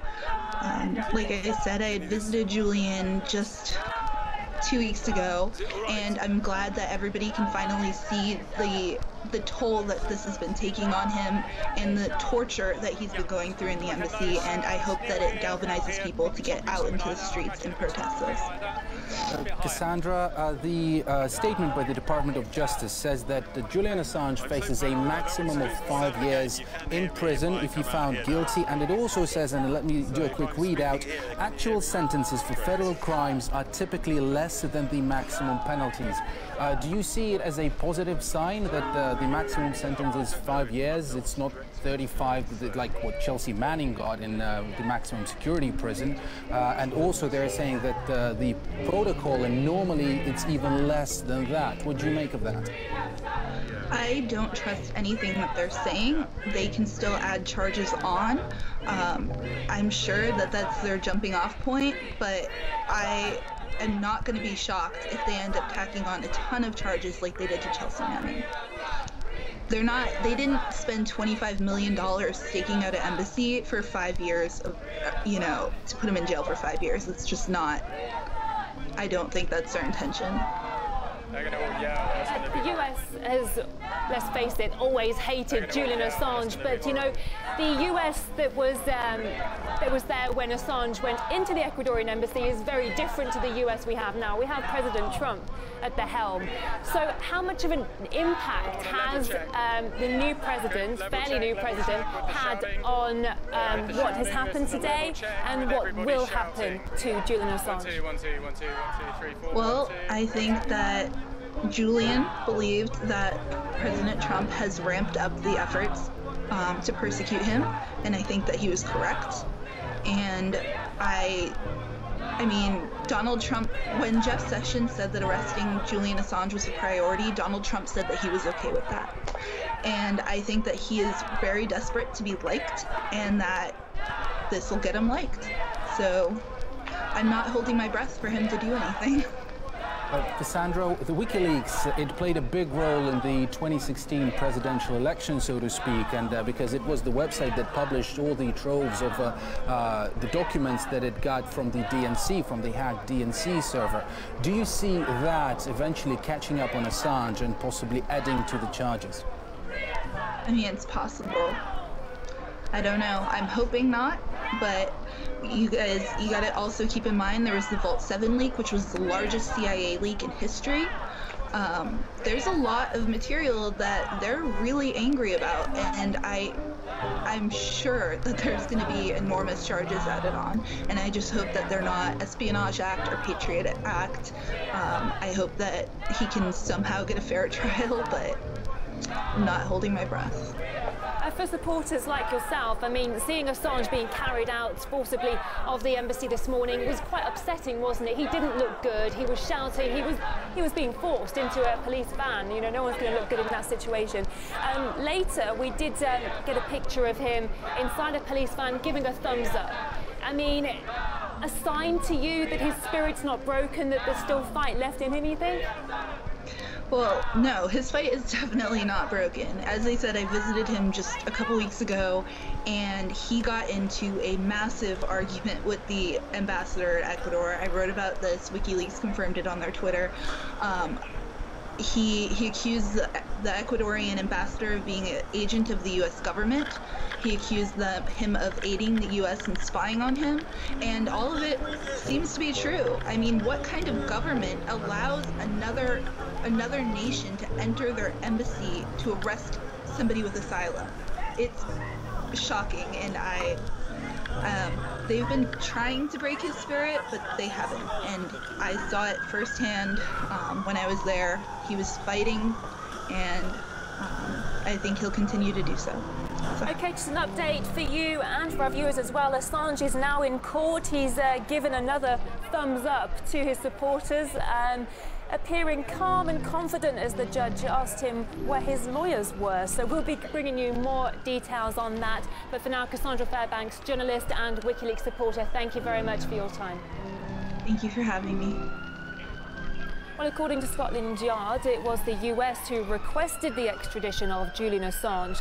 WikiLeaks says it's over ties to Chelsea Manning and the unveiling of the Iraq War documents and other top-secret information. Assange was given asylum in 2012 after an investigation into rape allegations was launched against the WikiLeaks co-founder in Sweden.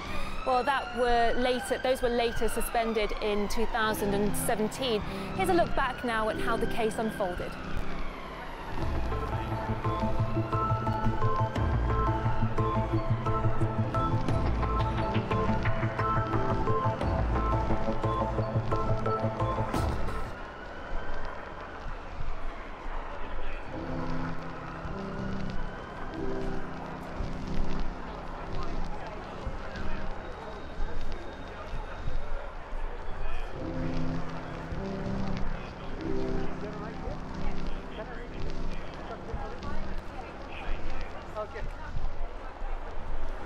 This one.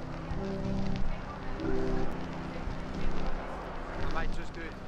Who's it? Do you know who it is? This guy? Can you just go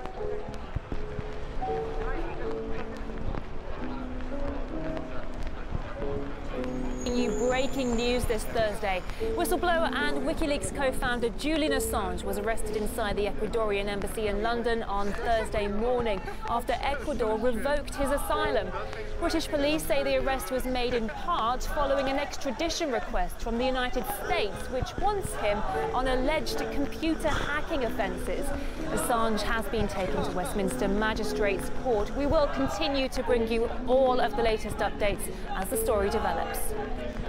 Well, earlier, our video agency Reply exclusively filmed the moment officers seized Julian Assange.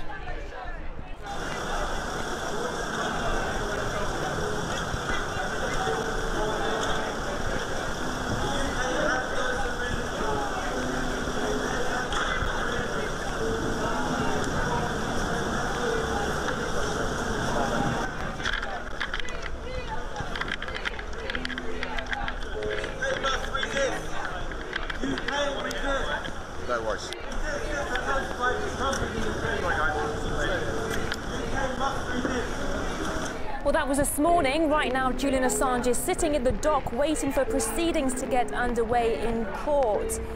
Meanwhile, WikiLeaks editor-in-chief Christian Hrafsson has been speaking outside of the court. He says Julian Assange's arrest shows that no journalist is safe. As Jennifer said, we have been warned that this could happen. It's a horrible precedent. We now know that the indictment has been presented to the courts here, and it contains publication in 2010, publication that exposed war crimes and wrongdoing in Afghanistan and Iraq, the lateral murder video, the documents, diplomatic documents, exposing the truth.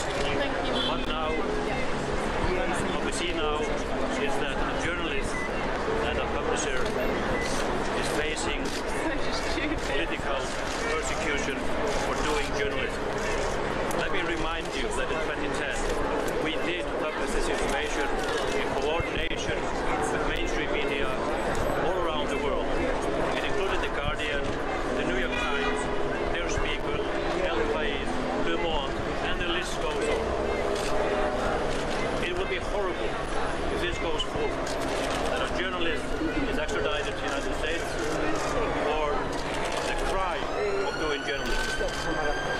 That's everybody who has wants the press to be free should consider the implication in this case. The UK government must declare they will never, ever extradite journalists or anything to the United States for doing journalism. If this goes forward, no journalist anywhere in the world will be safe from extradition to the United States, doing his job, or even to another country. So this must stop. This must end. Thank you.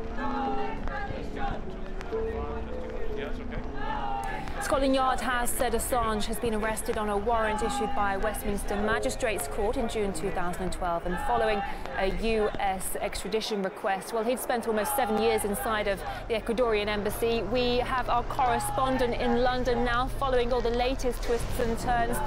Polly Boyko. Polly, you've been there for quite a few hours now. We understand that Assange is in the dock, waiting for proceedings to get underway. The latest is that we understand he's pleaded not guilty. He did give a thumbs up to his supporters as well earlier.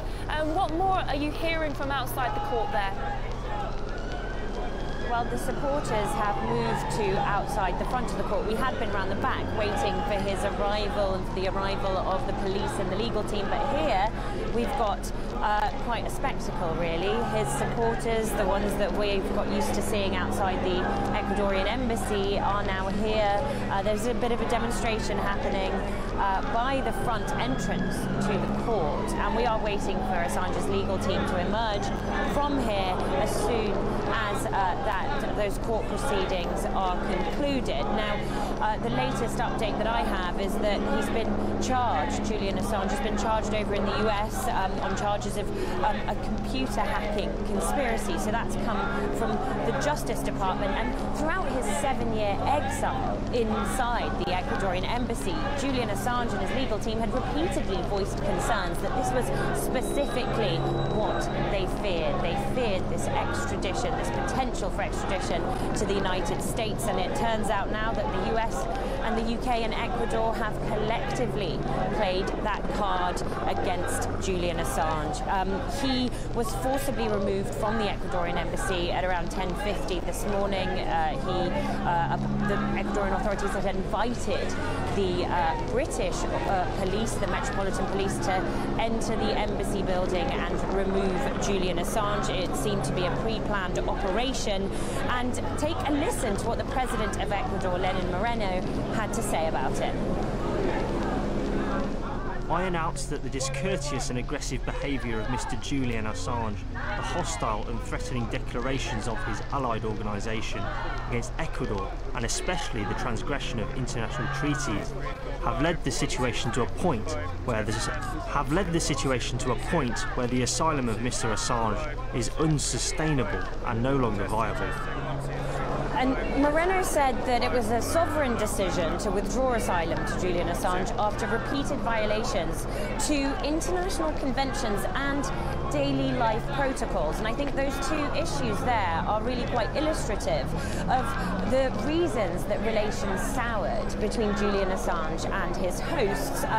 He had been accused of meddling in international affairs through his activities as founder and editor of WikiLeaks. So the Ecuadorian authorities cut off Julian Assange's internet access last year.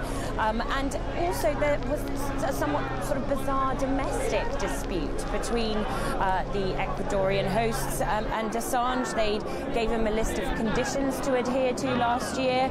He had to pay for his own food, for his own laundry bills. He needed to tidy up after a cat that we know as the embassy cat. It's got its own Twitter feed, but it was Julian Assange's pet cat until it was removed as well. He needed to clean up his own bathroom, and Assange then went on to sue the Ecuadorian authorities for what he said was infringing his freedom and his right to asylum. So really a breakdown of relations over the past year, and ever since Lenin Moreno came to power as president and took a much tougher stance against Julian Assange. Now, the British government has a pretty tough stance towards the founder of WikiLeaks as well. The UK's Foreign Secretary Jeremy Hunt mentioned today when commenting on Assange's plight that actually it was the Ecuadorian authorities that were kept hostage by Assange and not Assange kept hostage in the Ecuadorian embassy. Take a listen to what Jeremy Hunt had to say.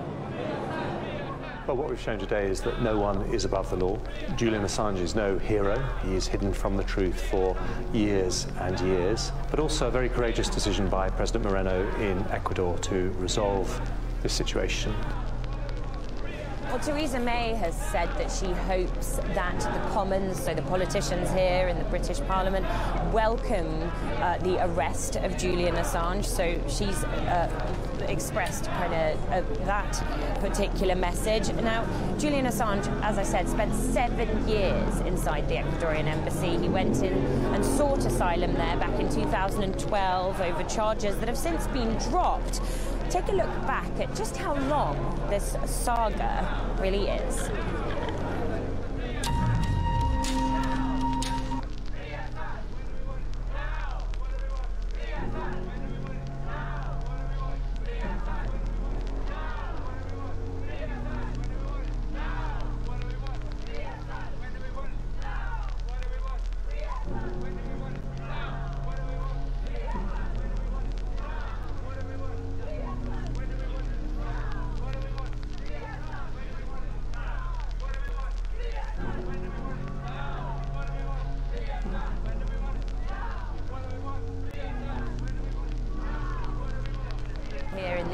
At least, opinions very much split as to whether he is a victim, a villain, or a hero in this story. It's one of the reasons it has such prominence here and attracts just so much media attention. But his demonstrators, his supporters are here demonstrating now, waiting to hear what comes out of those court proceedings. I think one of the most shocking aspects to this story today and this development is that it was sort of Ecuador working in conjunction with the UK and the US behind the scenes together in order to bring Julian Assange's time at the Ecuadorian embassy and his political asylum to an end.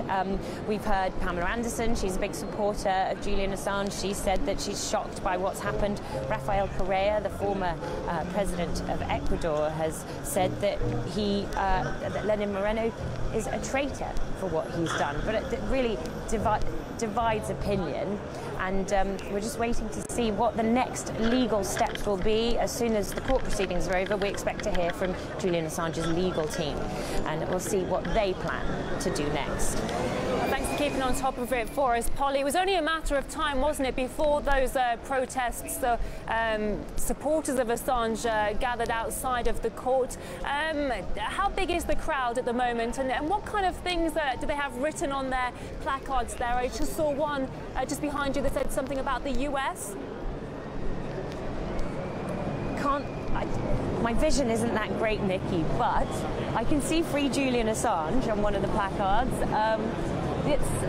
There is a handful of demonstrators, the same handful, I have to say, that tend to show up at the Ecuadorian embassy as well. Some very colourful characters, in fact, but no doubt this might attract even more people to the cause, actually, what's happened today, because some people saw Julian Assange as a bit of a conspiracy theorist, and there was an opinion that actually, well, why doesn't he walk free? The charges against him have been dropped. No one really, no one's cooking anything up here, but he's now been vindicated. We now see that the US has, in fact, charged him. The Justice Department had cooked something up, and we have to see how that plays out. But this might attract more people to leap to his defense, what's happened today. Okay, Polly, on that note, thank you very much for those latest details. That's Polly Boyko speaking to us live from London and outside the court where Julian Assange has just pleaded not guilty. A reminder for those of you just joining us now, we're bringing you breaking news this Thursday. It's a huge story. Whistleblower and WikiLeaks co-founder Julian Assange has been arrested inside of the Ecuadorian embassy in London. That was this morning, about 10:50 a.m., I believe, and that was after Ecuador revoked his asylum. The British police say the arrest was made in part following an extradition request from the United States, which wants him on alleged computer hacking offences. Well, Assange has been taken to Westminster Magistrates Court, where he has just pled not guilty to failing to surrender. We'll continue to bring the updates as the story develops. For now, we have Igor Zhdanov in the studio supporting me on all the latest details in this ongoing saga. Well, enlighten us, Igor. Well, I think the latest and the biggest, of course, was the revelation as to what exactly the United States want Julian Assange for, and that is conspiring with Chelsea Manning and basically orchestrating what eventually turned out to be the biggest military leak in US history, the biggest leak of secret military documents. Now, they're referring to the documents that refer to the US-Afghan war and to the US involvement in the Iraq war. And what they are saying is that Julian Assange is wanted in connection with a federal charge of conspiracy to commit computer intrusion for agreeing to break a password to a classified US government computer. Now, they elaborate on this, and they're saying that effectively he stayed in touch with Chelsea Manning, at the time Bradley Manning, and he encouraged Chelsea Manning, who had access to computers that stored classified and secret documents, and he encouraged Chelsea Manning to basically send as many copies of the document, to copy and wire transfer, or just transfer as many documents as possible to the WikiLeaks for the WikiLeaks to eventually release that. Now, I want to make a brief pause here, a brief stop, and we prepared a short clip as to what those Afghanistan and Iraq document leaks eventually were about. Let's have a look.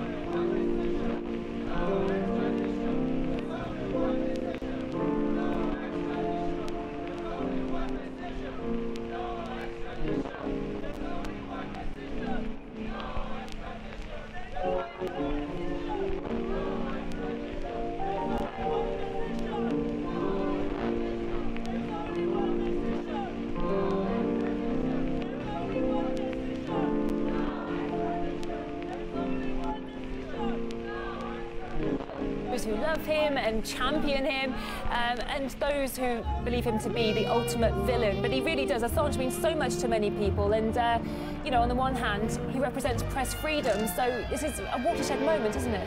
Absolutely, and I mean, that was the thing that sort of kick-started the whole thing, and that eventually led to his 7-year, asylum stay at the Ecuadorian embassy. Now, I have to update our viewers because District Judge Michael Snow has just found guilty Julian Assange of failing to surrender to the UK police. Now, that was the thing, that was the formal reason as to why the UK wanted Assange. So the UK from the get-go, they were saying, we want to arrest Assange because he failed to appear, he failed to surrender to the police, to the UK police, when the police wanted him. And so they just found him guilty of that. So it looks like, so basically they're playing out following the notes of this play.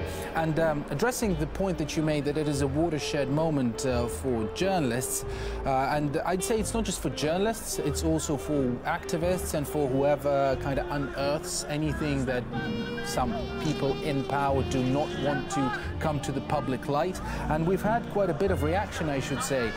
We've had Glenn Greenwald, an investigative journalist himself, saying that the American charge, basically what the Americans are saying, he's saying that the Department of Justice is criminalizing journalism. Why he's saying that? He's saying that because the US accuse Assange of encouraging Manning to provide as many documents as possible. For instance, they give this alleged conversation between the two. Manning saying, after this upload, that's really all I've got, to which Assange allegedly replied that, well, curious eyes never run dry in my experience. This is what Glenn Greenwald is calling the criminalization of journalism, because this is exactly what journalists do with their sources, he's saying. When a journalist gets a source, he tries to get as much information as it is possible.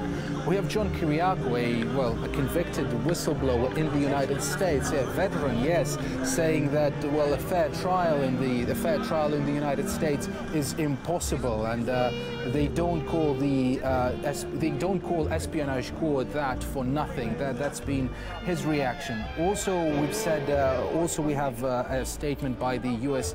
lawyer, by the American lawyer for Julian Assange, who's called this basically an outrageous case of criminalizing journalism as well, because the line of defense now is that Julian Assange did nothing wrong. They're saying that Julian Assange spoke the truth. He revealed certain facts that eventually turned out to be just that, facts, the truth. So that's what they're saying, and that's what Julian Assange's supporters are saying, that the man should not be prosecuted and persecuted for revealing something that actually happened.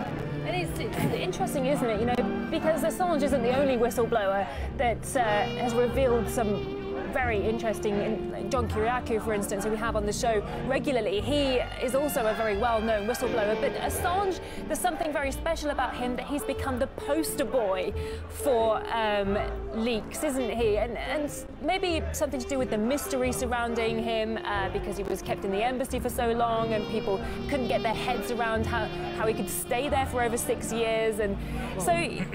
Yeah, well, clearly, as the founder of the WikiLeaks, he's of course seen as somewhat of a ringleader of the whole operation. That's hence the status. Also, by the way, we have a reaction from Edward Snowden, who called this a dark day for all journalists. Let's have a listen. Images of Ecuador's ambassador inviting the UK's secret police into the embassy to drag a publisher of Like It or Not, award-winning journalism, out of the building are going to end up in the history books. Assange's critics may cheer, but this is a dark moment for press freedom.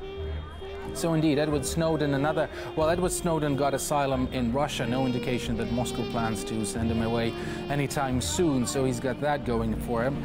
Well, Assange, not so lucky. I mean, yes, he has just appeared in court, just a quick reminder. And indeed, when you speak of other whistleblowers, the case of Chelsea Manning, and I mean, mind this, the Department of Justice in the States has just connected the two. It's just connected Julian Assange and Chelsea Manning, because they're both now accused of conspiring. And Chelsea Manning is in jail in the United States. She was put in jail last month when she refused to testify in front of the grand jury in a WikiLeaks probe. So a lot of people are saying that just things fall into place here, and like sort of the puzzle, you can start to see the full picture. And speaking of Chelsea Manning, really, you don't have to look any further than her experience, because the UN Special Rapporteur on Torture did officially accuse the United States of subjecting Chelsea Manning to degrading and inhumane to borderline torture, I should say, because when she got arrested, degrading and inhumane treatment when she was arrested, and she got 35 years in a maximum security prison at Fort Leavenworth, and eventually Barack Obama slashed that thing to, eventually he pardoned her, and she only spent 7 years in that prison.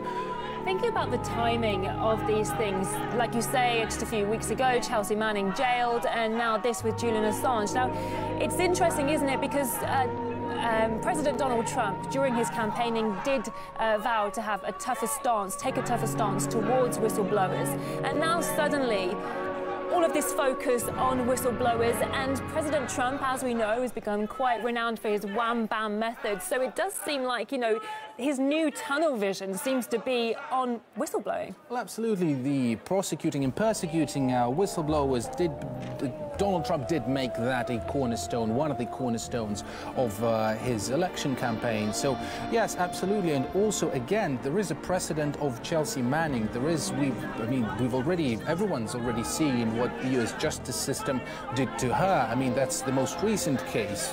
Before that, there was John Kiriakou and other whistleblowers.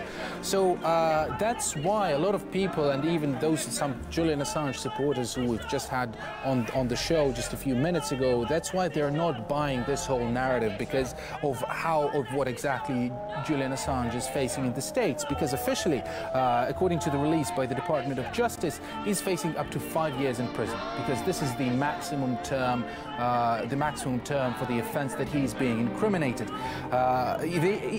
They actually even go as far as saying that actual sentences for federal crimes are typically less than the maximum penalty. So the fine print here, sort of reading between the lines, is like, look, it's just 5 years and probably not even that much, not even that many, probably going to be 3.5, maybe parole, something like that. But when you have Chelsea Manning's case out there looking at it, and she was basically she was set free at the whim of the former President Barack Obama, who says Donald Trump or whoever the next president of the United States is going to be there so forgiving. I mean, Trump, if Trump gets re-elected in 2020, I mean, again, he's made a big case on persecuting whistleblowers, and his administration as well. We've had Mike Pompeo calling WikiLeaks an enemy aiding website, basically a weapon of the enemy, and he's went after Assange verbally as well, while Assange was holed up in the Ecuadorian embassy. And I mean, the Democratic part of the U.S. establishment don't have Assange anything to thank for either, because the WikiLeaks published not just the CIA documents, not just the military's documents, but they also published the documents of the Democratic National Committee's server, and they published some emails of Hillary Clinton that they got from her self-made unauthorized server. So Assange has roughened up some feathers on all sides of the US political spectrum. He's got no allies there. He's got nobody there to stand up for him except for a handful of his supporters and his lawyer. So it's literally now what we're going to see next is what you get when you cross the biggest and the most powerful superpower in the world, who has basically unlimited resources in terms of hunting down whatever enemy it wants. Indeed. Just an update for our viewers now. Assange right now is in court in the UK. The judge has found Assange guilty of breaking bail conditions. One of Assange's lawyers has argued that Assange did not surrender for bail back in 2012 because he would never have received a fair trial and was thus forced to seek asylum in the Ecuadorian embassy. The judge appeared to dispute this and called the Australian WikiLeaks founder a narcissist who cannot get beyond his own selfish interest. Judge Michael Snow said that Assange will face another hearing by video link on the 2nd of May. So there's a date for the diary. Interesting comments that the judge made to Assange there, calling him a narcissist who can't get beyond his own selfish interest. But there are a lot of people who would share that opinion. Yeah, of course. I mean, that's a bit, I'd say that's a bit personal, but I don't know. I mean, I don't know if that's something inherent to the UK justice system. I'm not sure if it's protocol, that's what I mean to say. I can't really judge that. It may, if it's like in the parliament where people go after each other all the time, I'm not sure. I don't know how UK courts work. No doubt those I was lucky to never overstep that. Make it into the headlines throughout the UK. A narcissist who cannot get beyond his own selfish interest. That's how Judge Michael Snow has described the Australian WikiLeaks founder Julian Assange as he appeared in court. The judge has also said the assertion that Assange had not had a fair hearing earlier was laughable. Laughable. Well, I guess they can all laugh about that. But I mean, from what we've heard on this, from what we've heard from the from Assange's supporters and on this show as well, they're planning support actions outside the Ecuadorian embassy, maybe outside of the court now, because that's the place to be.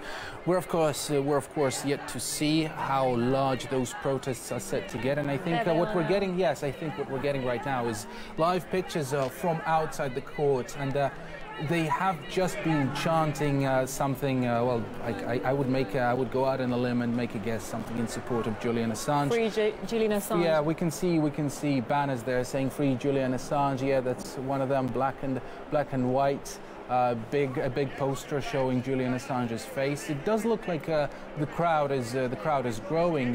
We do have our correspondent Polly Boyko there at the scene, and she will be joining us shortly, I'm sure, with the updates, including on the size of the crowd and the size of the crowd of Julian Assange's supporters. So yeah, this is something to look out for, something to look out for, and to see how this shapes out throughout the day.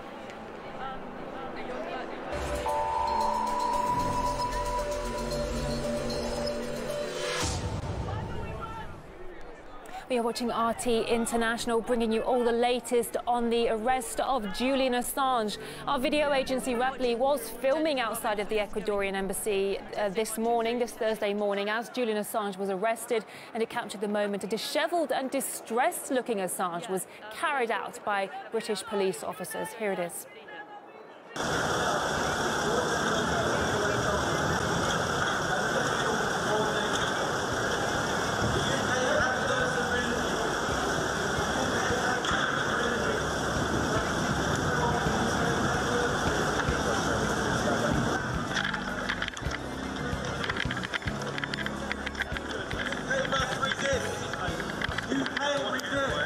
No worries.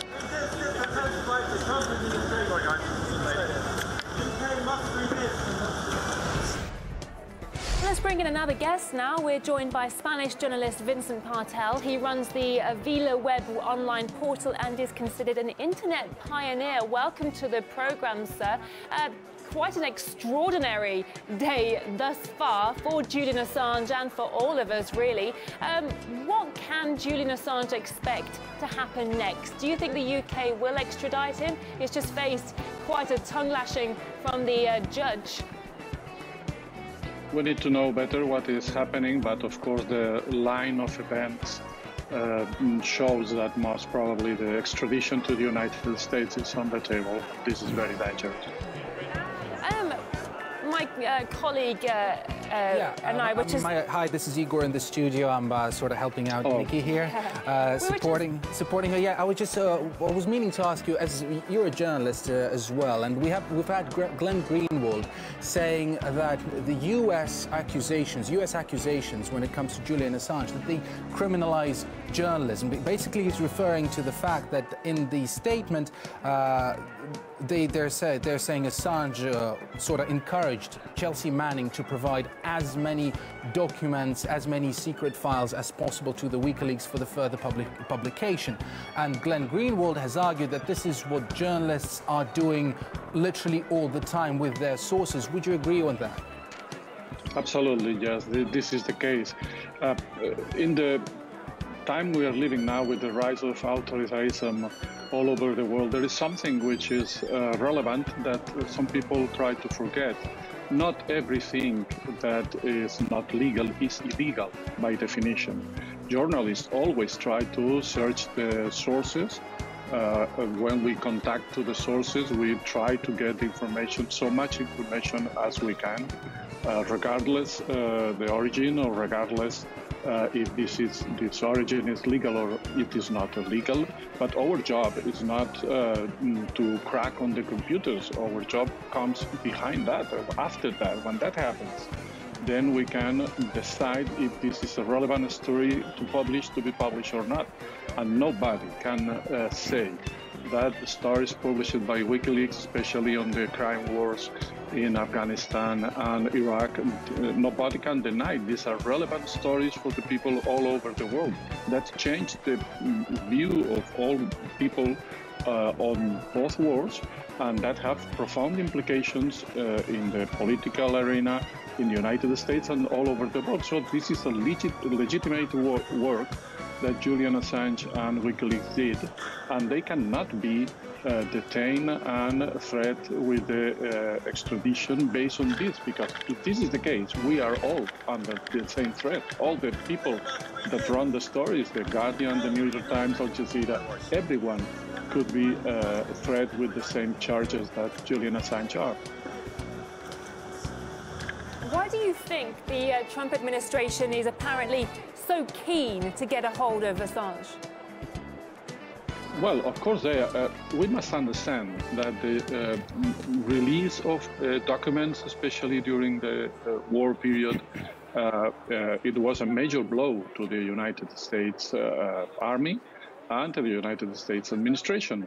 That showed to the people all over the world a picture of what were they doing in these countries that they wanted previously to hide to the scrutiny of the readers all over the world. So there is some sort of vengeance in order to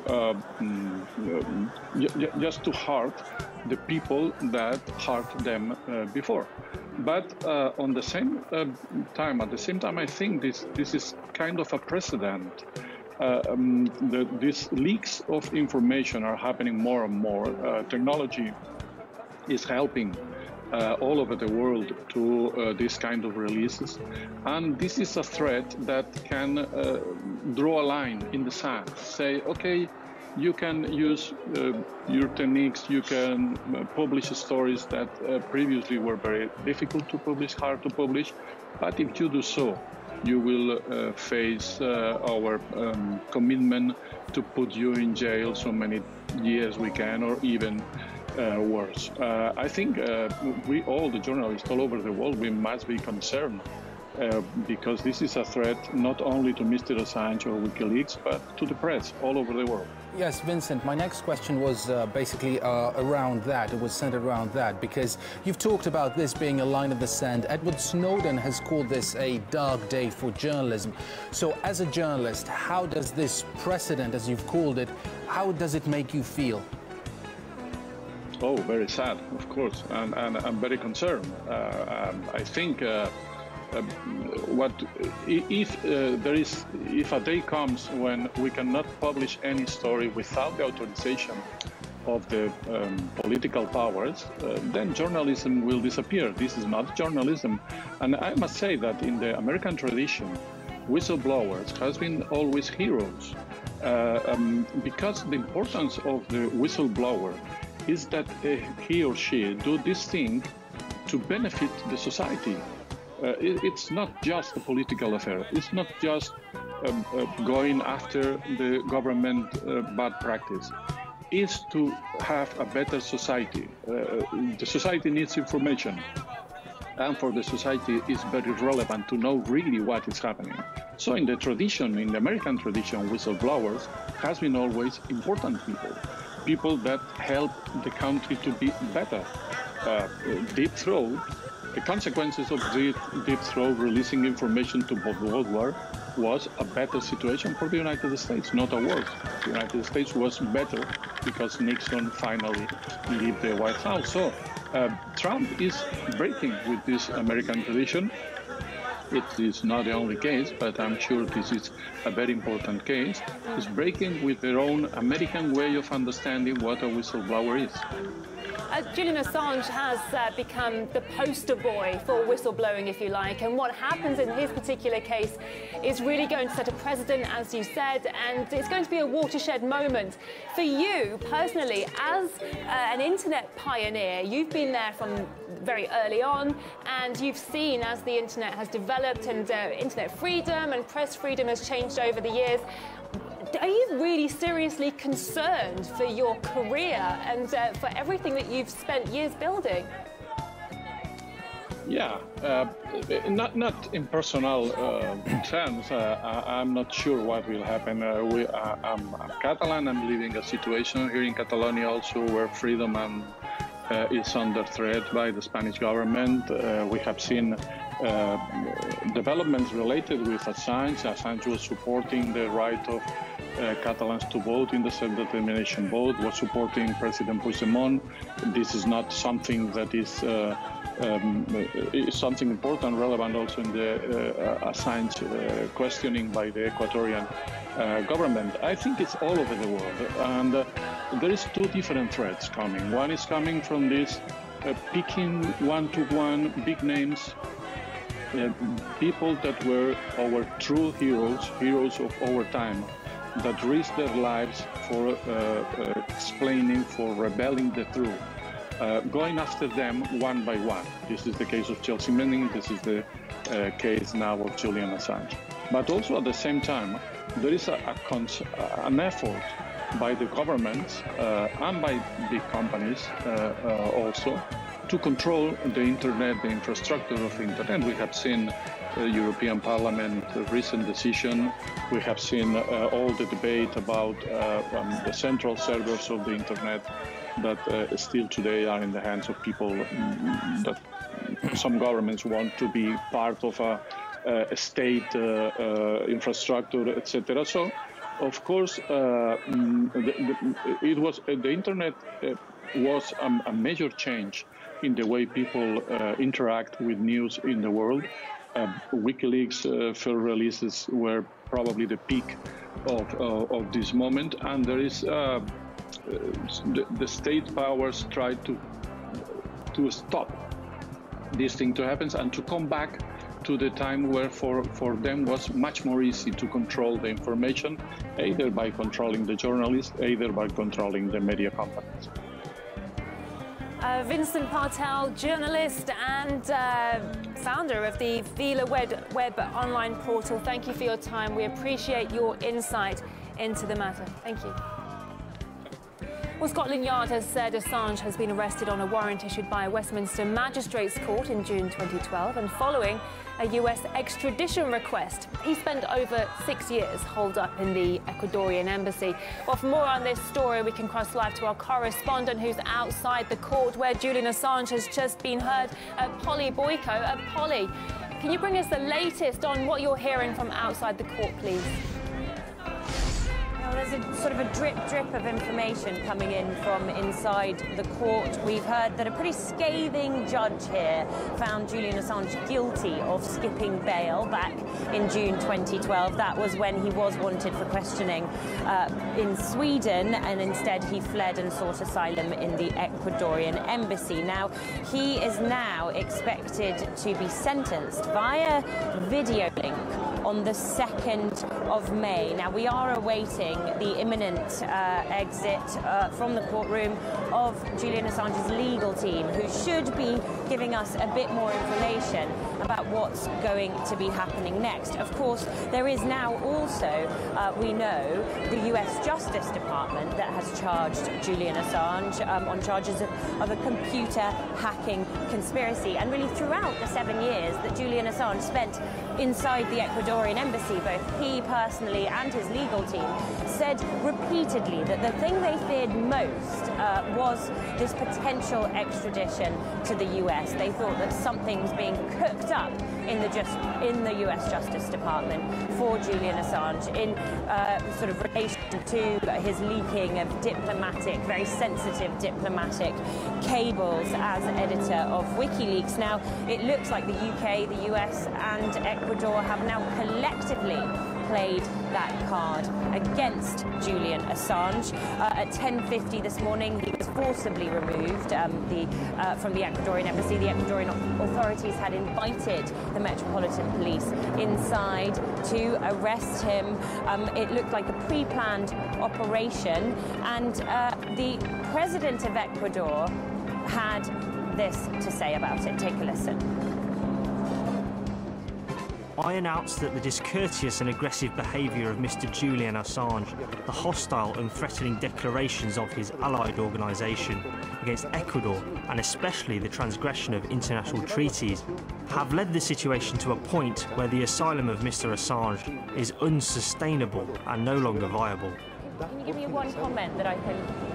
Yeah, I can. Actually, one moment. Sorry, I've just caught one of Julian Assange's lawyers. Oh, sorry, I've just caught one of Julian Assange's lawyers coming out of the courtroom, and I will be talking to him shortly. Let me just continue on with what I was telling you. Lenin Moreno, he said that it had been a sovereign decision to withdraw asylum to Julian Assange after he repeatedly violated international conventions and daily life protocols. Now, I think that comment really is very illustrative of the two different directions in which Julian Assange's relationship with his hosts, the Ecuadorian authorities, soured over the course of the past sort of 18 months, ever since Lenin Moreno came to power in Ecuador and took a much tougher stance against the WikiLeaks editor. Julian Assange was accused of meddling in the international affairs of other countries through his work as the editor of WikiLeaks and through his online activities. But also there was this sort of domestic problems. He was given a list of conditions that he had to adhere to while inside and staying in the embassy. He was told he needed to pay for his own food and laundry, needed to clean up after his own cat, the embassy cat that we all know the cat as, which was then taken away from him. He needed to clean up his own bathroom, and Assange then went on to sue his own hosts. He said that they were infringing his human rights and his freedom to political asylum. Now, the UK authorities have welcomed Julian Assange's arrest. Take a listen to what the Foreign Secretary and the Prime Minister had to say about it. I am sure that the whole House will welcome the news this morning that the Metropolitan Police have arrested Julian Assange. Mr. Speaker, this goes to show that in the United Kingdom, no one is above the law. Well, what we've shown today is that no one is above the law. Julian Assange is no hero. He is hidden from the truth for years and years, but also a very courageous decision by President Moreno in Ecuador to resolve this situation. Now, Julian Assange, as I said, spent 7 years inside the Ecuadorian embassy. It's a tiny, tiny apartment. It doesn't have any outside space, and it was really that it's where he sought asylum over being wanted for questioning in Sweden. Now, the statute of limitations on those cases has now run out. It's expired, so that Sweden is no longer, well, at the moment, an issue. But take a look back at just how long and protracted this WikiLeaks saga has become.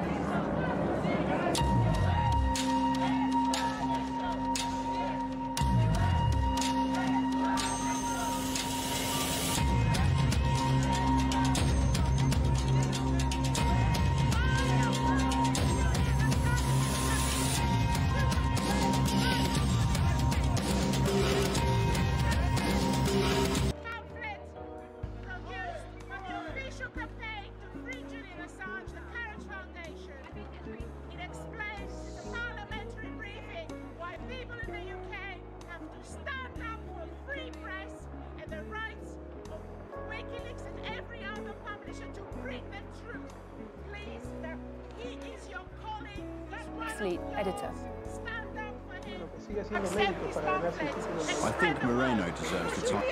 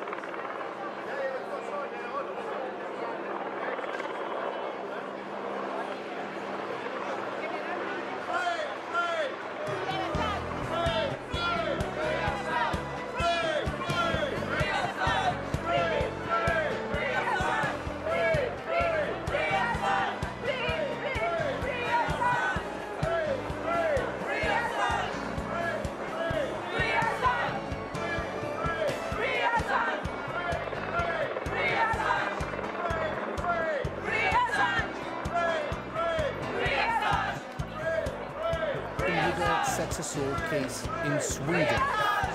In 2017, Sweden closed the case, closed that rape case, but not because they believed Assange was innocent, but because they saw no point in keeping the case open, you know, spending resources on it, because Assange was holed up in the embassy. And later, the chief prosecutor, the leading prosecutor in Sweden, said that she would reopen the case if Assange appears in Sweden by 2020. Now it's 2019, so they're clutching at straws here. But I mean, the timing is remarkable, I should say. I mean, in 2019, they release Assange. Ecuador allows the UK to seize Assange, to carry him out of the embassy, allows them to prosecute and to charge him, to deliver a guilty verdict. So it leaves him basically now, he could either go to Sweden to face sex allegation charges there if this push by the victim is granted by the prosecutor's office. If the prosecutors decide to open the case, there's nothing stopping them, because back in 2017 they made it absolutely clear that they believe that probable cause is present in that case. Just again, they didn't see any point in spending resources on keeping that case going. So it's either he could go to Sweden and has his ordeal, extended by one extra leg and be, basically dragged in and out of court there. Or he could go straight to the United States, because the UK has an extradition request from the United States. But even if he goes to Sweden, the United States, they do have the same extradition program going on as the US and the UK. So Sweden could become a stopover for Assange. I mean, there are very few people who believe that either London or Stockholm would become the final destination for Assange. Everybody's thinking the United States. And so now we're getting to the United States. Why eventually the United States wants Assange there? They've I'd say about half an hour ago, so they revealed the details as to what they're accusing, what they will be charging Assange with. And that is conspiring with Chelsea Manning, another whistleblower, with basically orchestrating the biggest secret military leak in the US history, the biggest leak of secret US military documents. This is about the documents of the US involvement in the Afghanistan war and in the war in Iraq. So they're saying that basically Assange and Chelsea Manning, they stayed in touch, and that Assange encouraged Chelsea to give him as many documents as possible for WikiLeaks to release. Now let's make a quick stop here because we prepared a clip for you as to what those leaks were about. Have a look.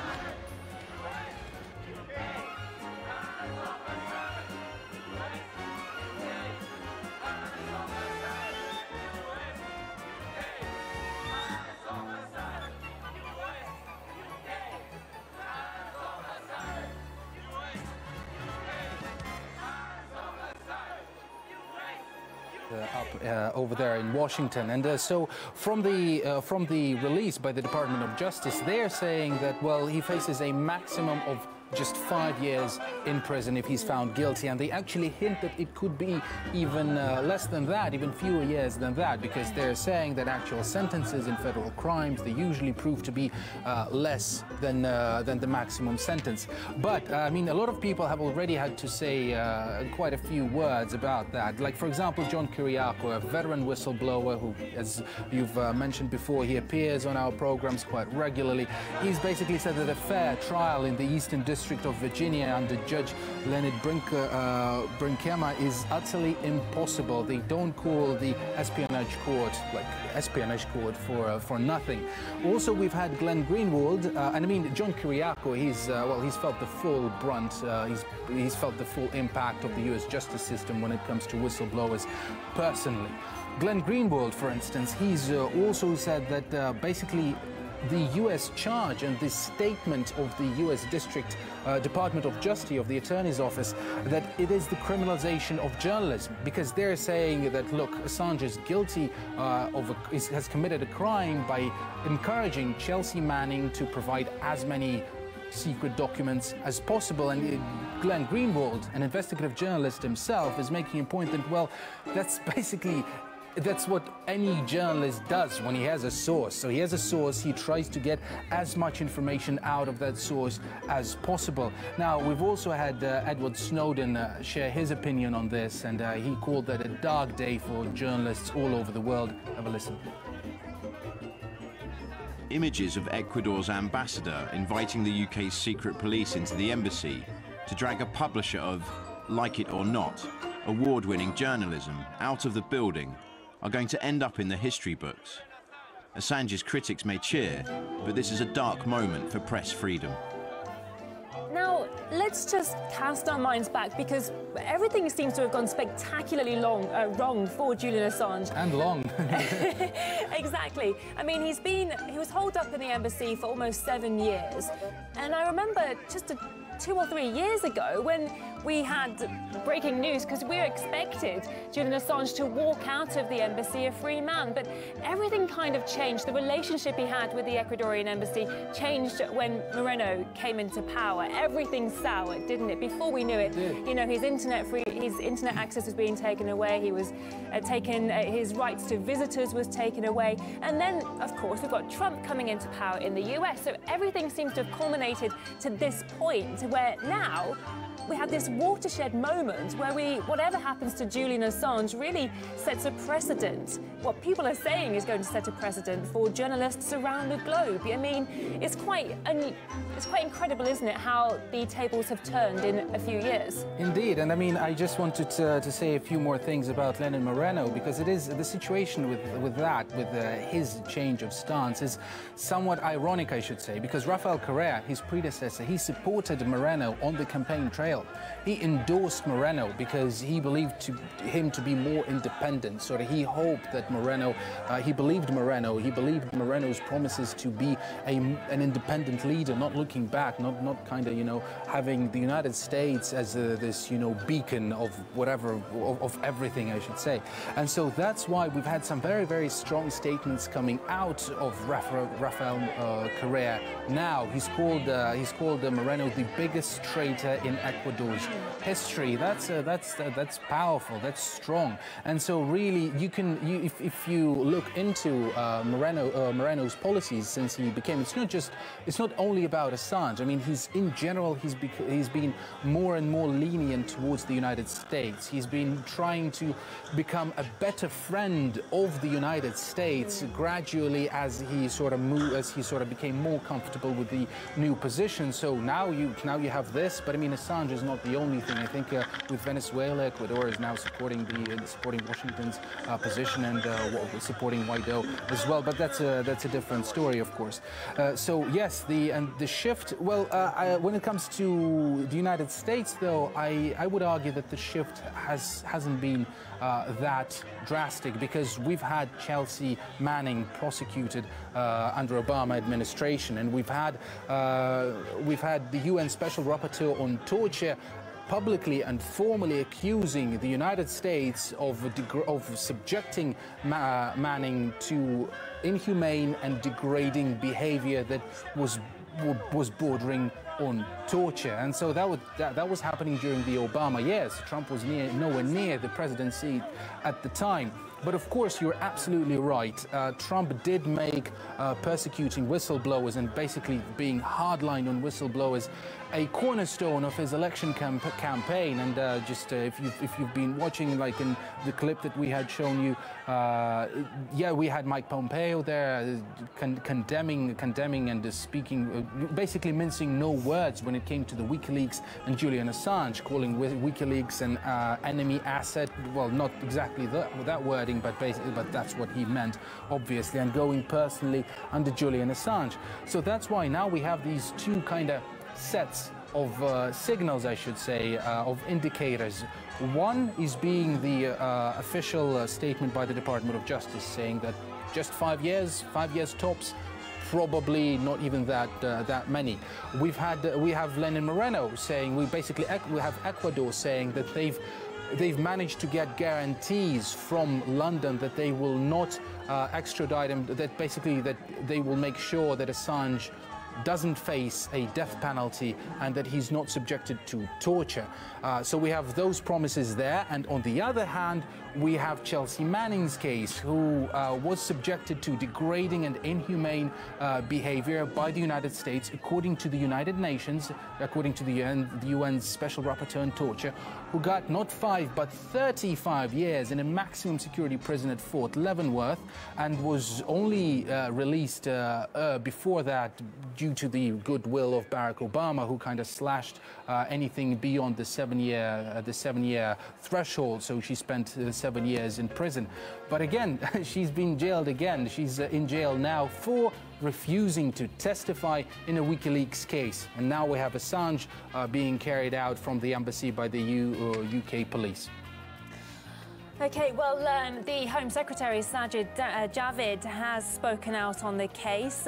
He said that he's pleased the situation at the Ecuadorian embassy has come to an end, and putting paid to so many concerns that people have about Assange's health. We know that there's been so many stories surrounding his deterioration of health. He didn't look too good in that video. He did come up with thumbs up in the following pictures, but as he was carried out, he didn't look too good, I should say. Sajid Javid has put paid to those concerns and said that Assange is medically fit to be arrested, and so he has. Assange, who did plead not guilty, has been remanded in custody and is due to face sentencing at a date yet to be set.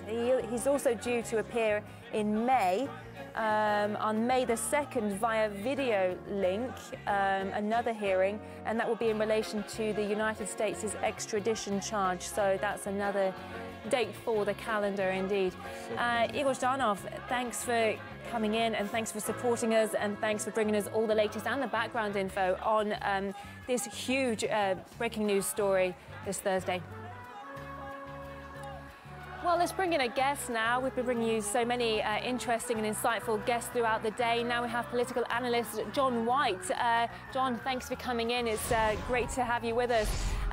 Edward Snowden has called this a dark day for press freedom. The US Justice Department, however, says it wants Assange on computer hacking claims.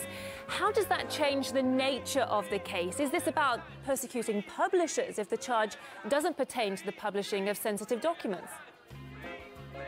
It's about persecuting Julian Assange, specifically for his role in revealing and uncovering and publishing the high crimes and war crimes and corruptions of that the UK legal system is but a plaything of the US legal system.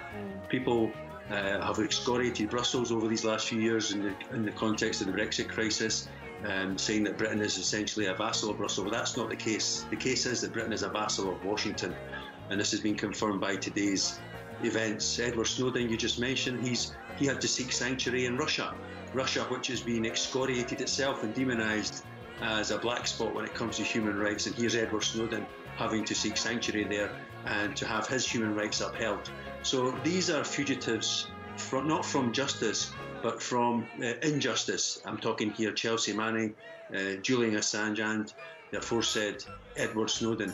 And Julian Assange and Chelsea Manning and Edward Snowden, they stand out in bold relief amid a Lilliputian landscape of a mainstream media that has engaged in a supine relationship in context to power.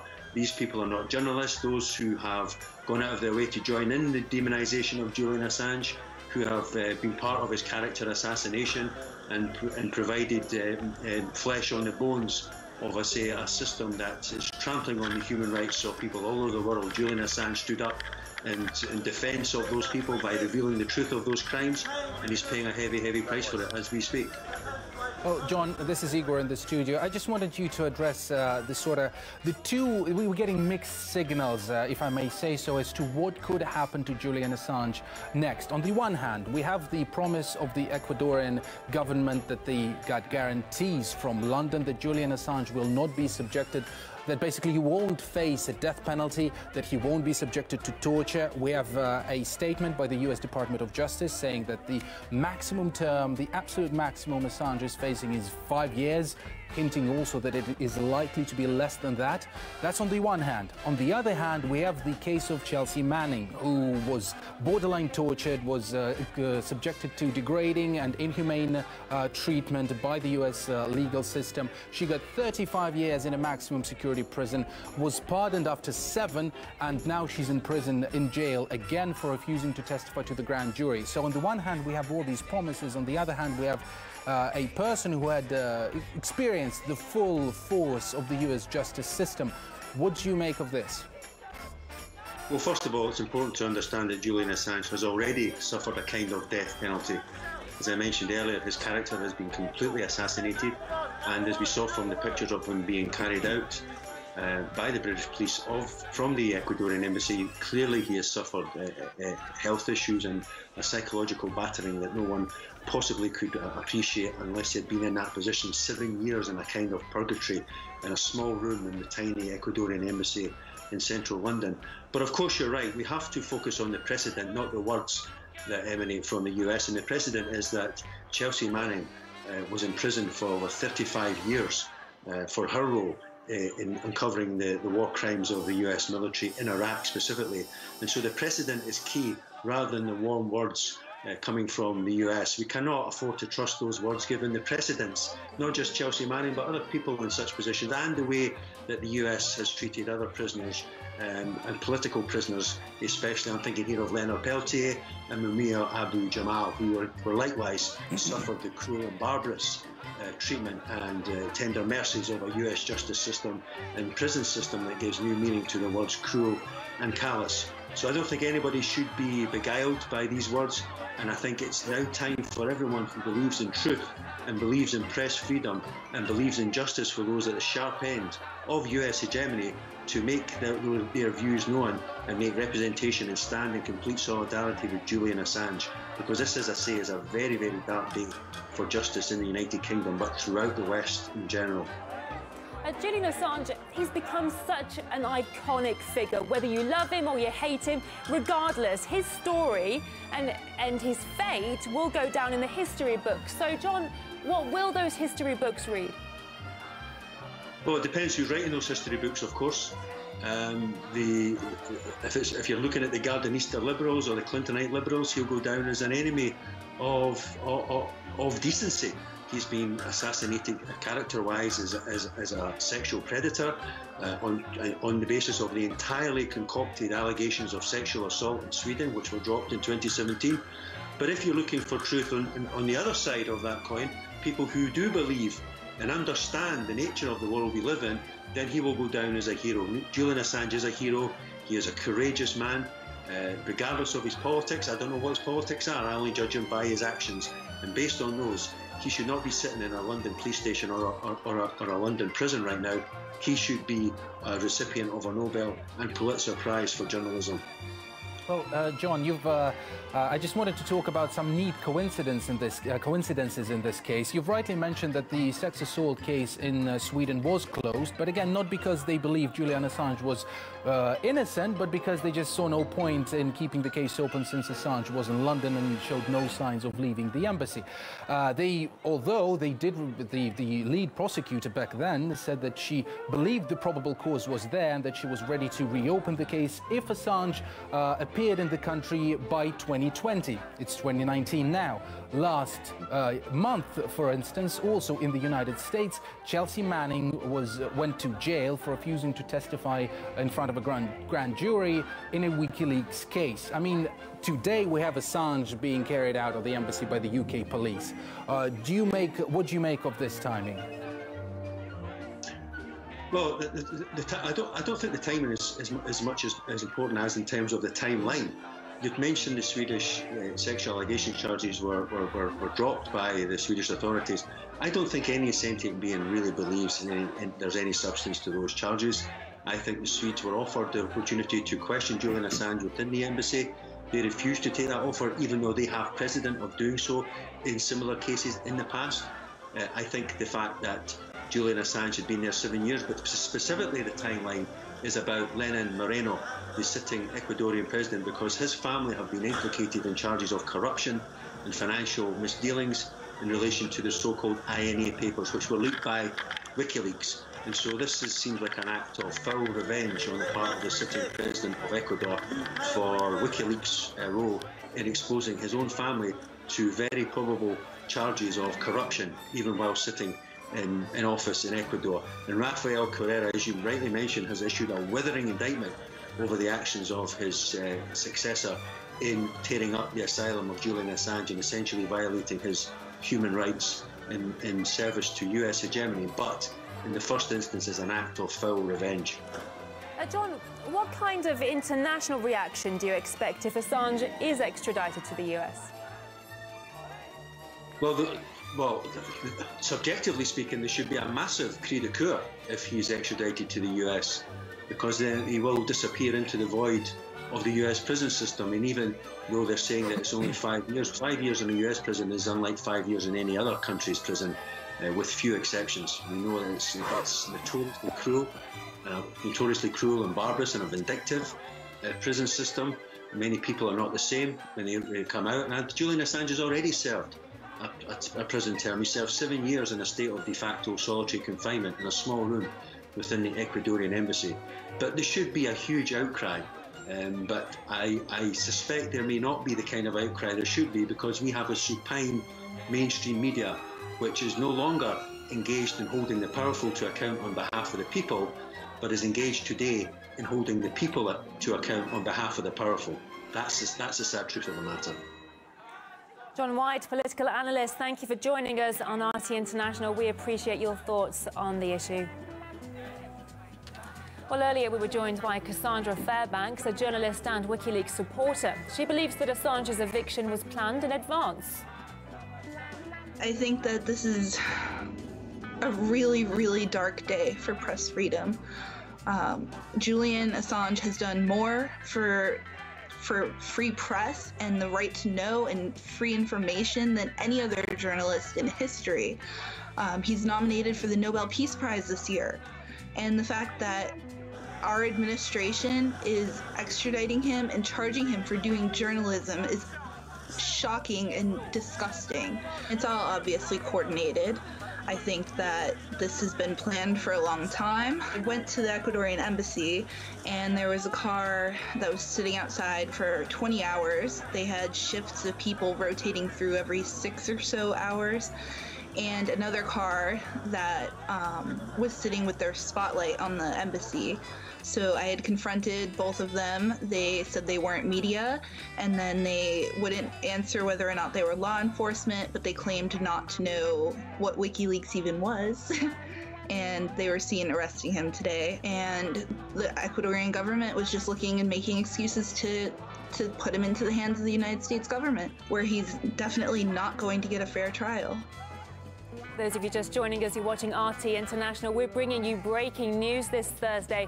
A whistleblower and WikiLeaks co-founder Julian Assange has been arrested inside the Ecuadorian embassy in London. That happened this morning about 10:50 a.m. That was after Ecuador revoked his asylum. British police say the arrest was made in part following an extradition request from the United States over hacking conspiracy offences. Assange has been in Westminster's Magistrates Court, where he's just been found guilty of failing to surrender to custody despite pleading not guilty. He could face up to 12 months in jail for breaching bail and will be sentenced next month. He will also appear in court in a separate case connected to the extradition charge being sought by the United States in May. We will continue to bring you all of the breaking news updates as the story develops. Now, the Ecuadorian president has laid out the reasons for why the embassy allowed police to arrest Julian Assange. Lenin Moreno says the whistleblower repeatedly violated international conventions and protocols. Buenos días. Ecuador es un país generoso y de brazos abiertos. El nuestro es un gobierno respetuoso de los principios del derecho internacional, entre ellos la institución del asilo. El concederlo o retirarlo es facultad soberana del Estado ecuatoriano.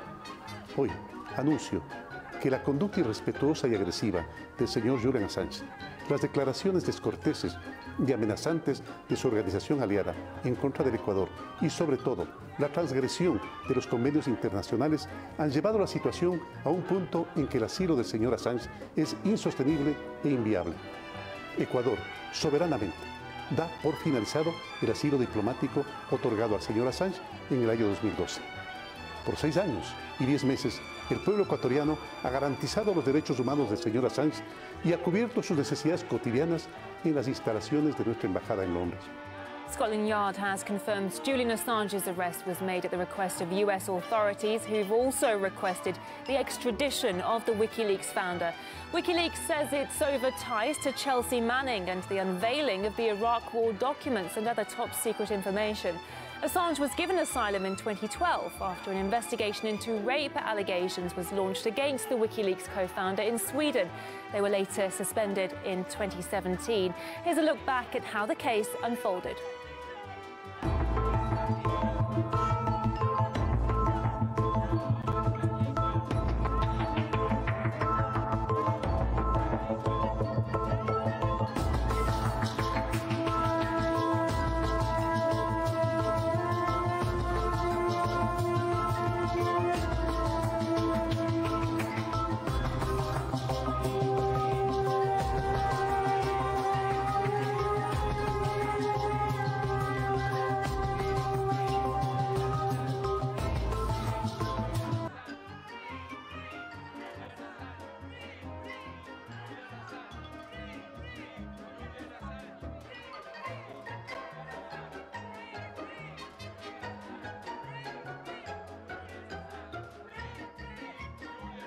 Kristen Frafson has been speaking outside of the court.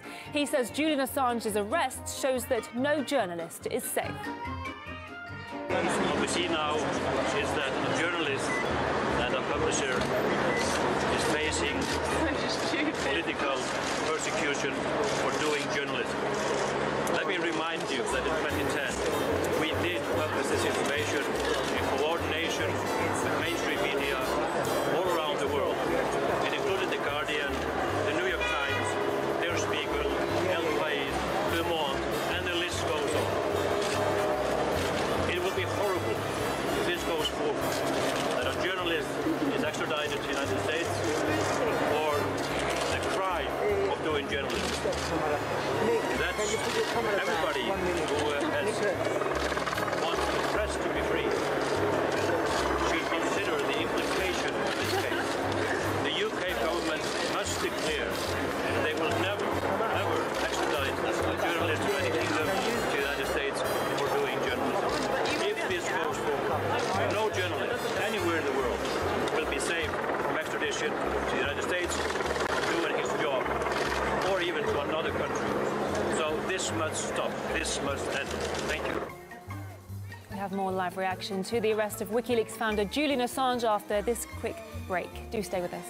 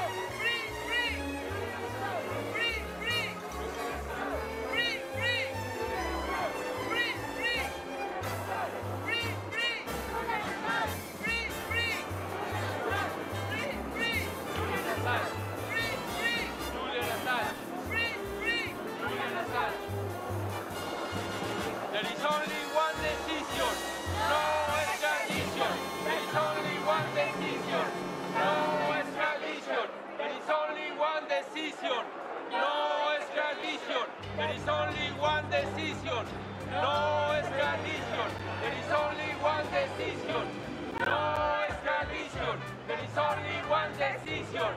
No extradition. There is only one decision. No extradition. There is only one decision. No extradition. There is only one decision. No extradition. There is only one decision. No extradition. There is only one decision. No extradition. There is only one decision. No extradition. There is only one decision. No extradition. There is only one decision. No extradition. There is only one decision. No extradition. There is only one decision. No extradition. There is only one decision. No extradition. There is only one decision. No extradition. There is only one decision. No extradition. There is only one decision. No extradition. There is only one decision. No extradition. There is only one decision. No extradition. There is only one decision. No extradition. There is only one decision. No extradition.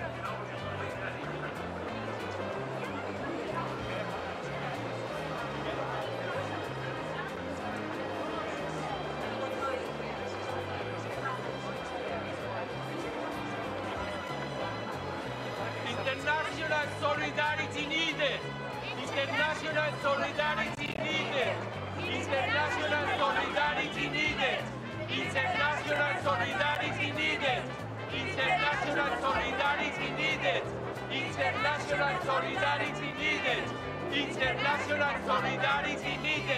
solidarity needed. International solidarity needed.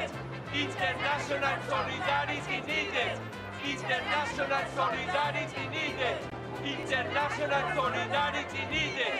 International solidarity needed. International solidarity needed. International solidarity needed. International solidarity needed. International solidarity needed. International solidarity needed. International solidarity needed. International solidarity needed. International solidarity needed. Hello and welcome. I'm Nikki Erin and you're watching RT International on what is quite an extraordinary day. The WikiLeaks founder Julian Assange has been arrested in the Ecuadorian embassy in London this morning after almost 7 years holed up in the diplomatic compound. He was brought in front of Westminster Magistrates Court and found guilty of breaching bail in 2012. That was in the last few hours or so. British police have revealed that the arrest was made in part at the request of US authorities. Well, our video agency captured the moment of the whistleblower's arrest at about 10:50 a.m. this morning.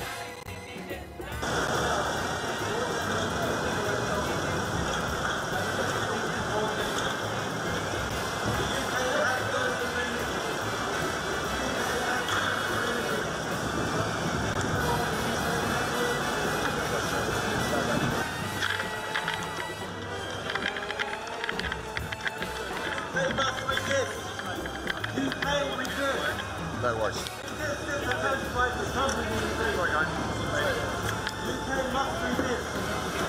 Well, Scotland Yard has said Assange has been arrested on a warrant issued by Westminster Magistrates Court in June 2012 and following a US extradition request. Well, our correspondent Polly Boyko is outside of the court where Julian Assange received some quite scathing comments from the judge there.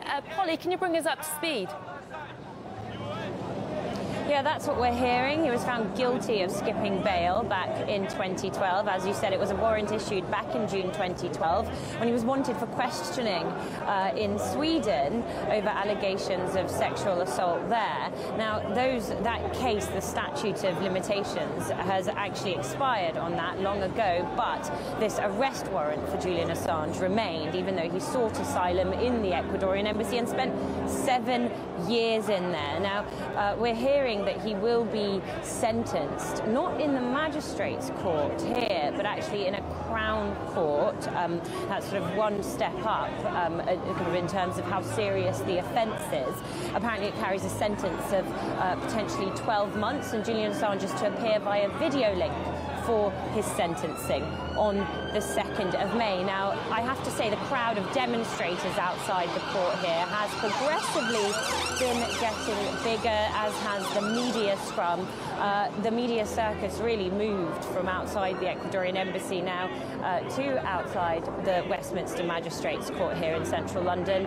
And everybody now waiting for members of Assange's legal team to come out and give us a few clarifications and tell us really more about what happened while we were inside. We did hear that the judge had some rather scathing comments about Julian Assange's character, calling him a narcissist, and we know the backdrop of this, of course, is that the US Justice Department has now charged Julian Assange on charges of computer hacking conspiracy. And throughout the 7 years that the WikiLeaks editor spent inside the Ecuadorian embassy, he had repeatedly, he and his legal team, voiced fears that he was in fear of a potential extradition request over from the US. We now know that the UK authorities, along with the Ecuadorian authorities and the US, have played that hand today together against him.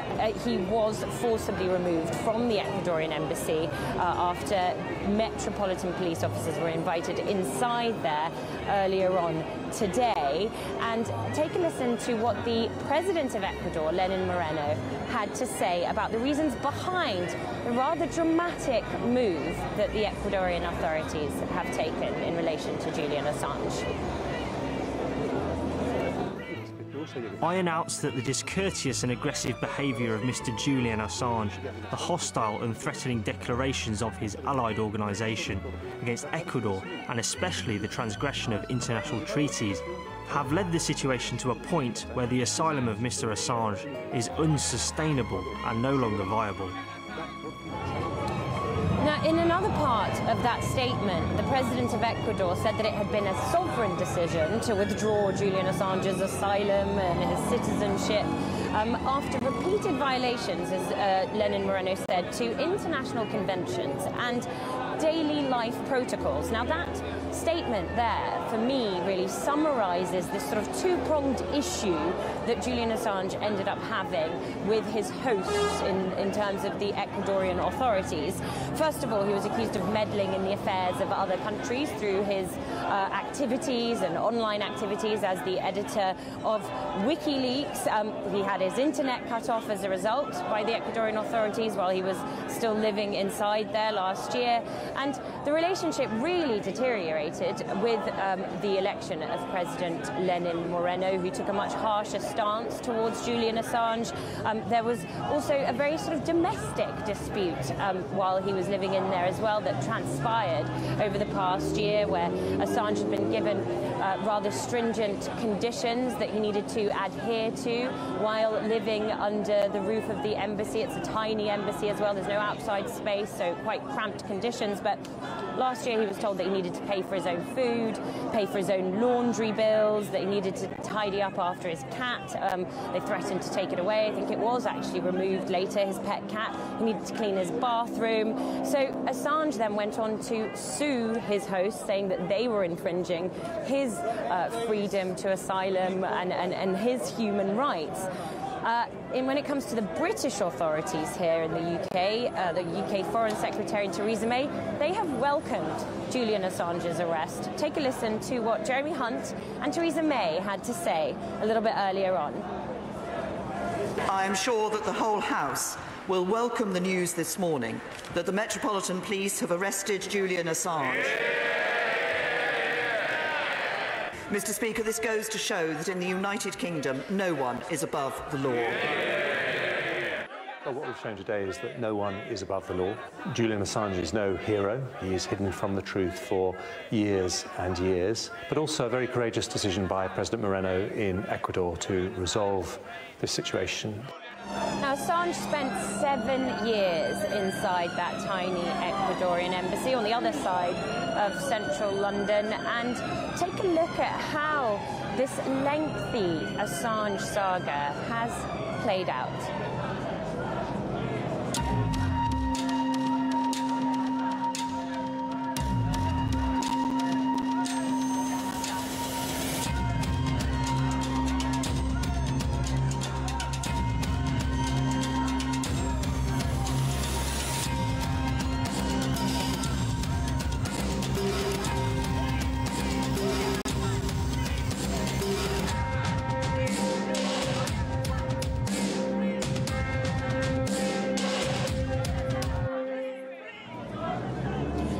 Activity outside the court because Christian Jefferson, the WikiLeaks spokesperson, has just walked out of the court. You can see the media here all gathering around him. He's about to be speaking. I'm going to be listening out for what he says. But one of the most shocking aspects here, which I think he's going to elaborate on, is the way that the Ecuadorian authorities ended up sort of working with the UK authorities to revoke Julian Assange's political asylum and to kind of work behind the scenes. Okay, we've got a picture of Christian Jefferson. Let's go and take a listen to what he's got to say. We'll start here. Since 2010, we've warned that Julian Assange would face prosecution and extradition to the United States for his publishing activities with WikiLeaks. Unfortunately, today, we've been proven right. Mr. Assange was arrested this morning at about 10 o'clock at the Ecuadorian embassy after the ambassador formally notified him that his asylum would be revoked, and he was arrested by British police. We've today received a warrant and a provisional extradition request from the United States alleging that he has conspired with Chelsea Manning in relation to the materials that were published by WikiLeaks in 2010. This sets a dangerous precedent for all media organisations and journalists in Europe and elsewhere around the world. This precedent means that any journalist can be extradited for prosecution in the United States for having published truthful information about the United States. I've just been with Mr. Assange in the police cells. He wants to thank all of his supporters for their ongoing support, and he said, "I told you so." Well, the only thing to add to this is the fact that this is a dark day for journalism. As Jennifer said, this sets a precedent. We don't want this to go forward. This has to be averted. The UK government needs to make a full assurance that a journalist will never be extradited to the United States for publishing activity. This pertains to publishing work 9 years ago. Publishing of documents, of videos of the killing of innocent civilians, exposure of war crimes. This is journalism. It's called conspiracy. It's conspiracy to commit journalism. So this has to end, and we urge everybody to support Julian Assange in fighting this extradition. Thank you.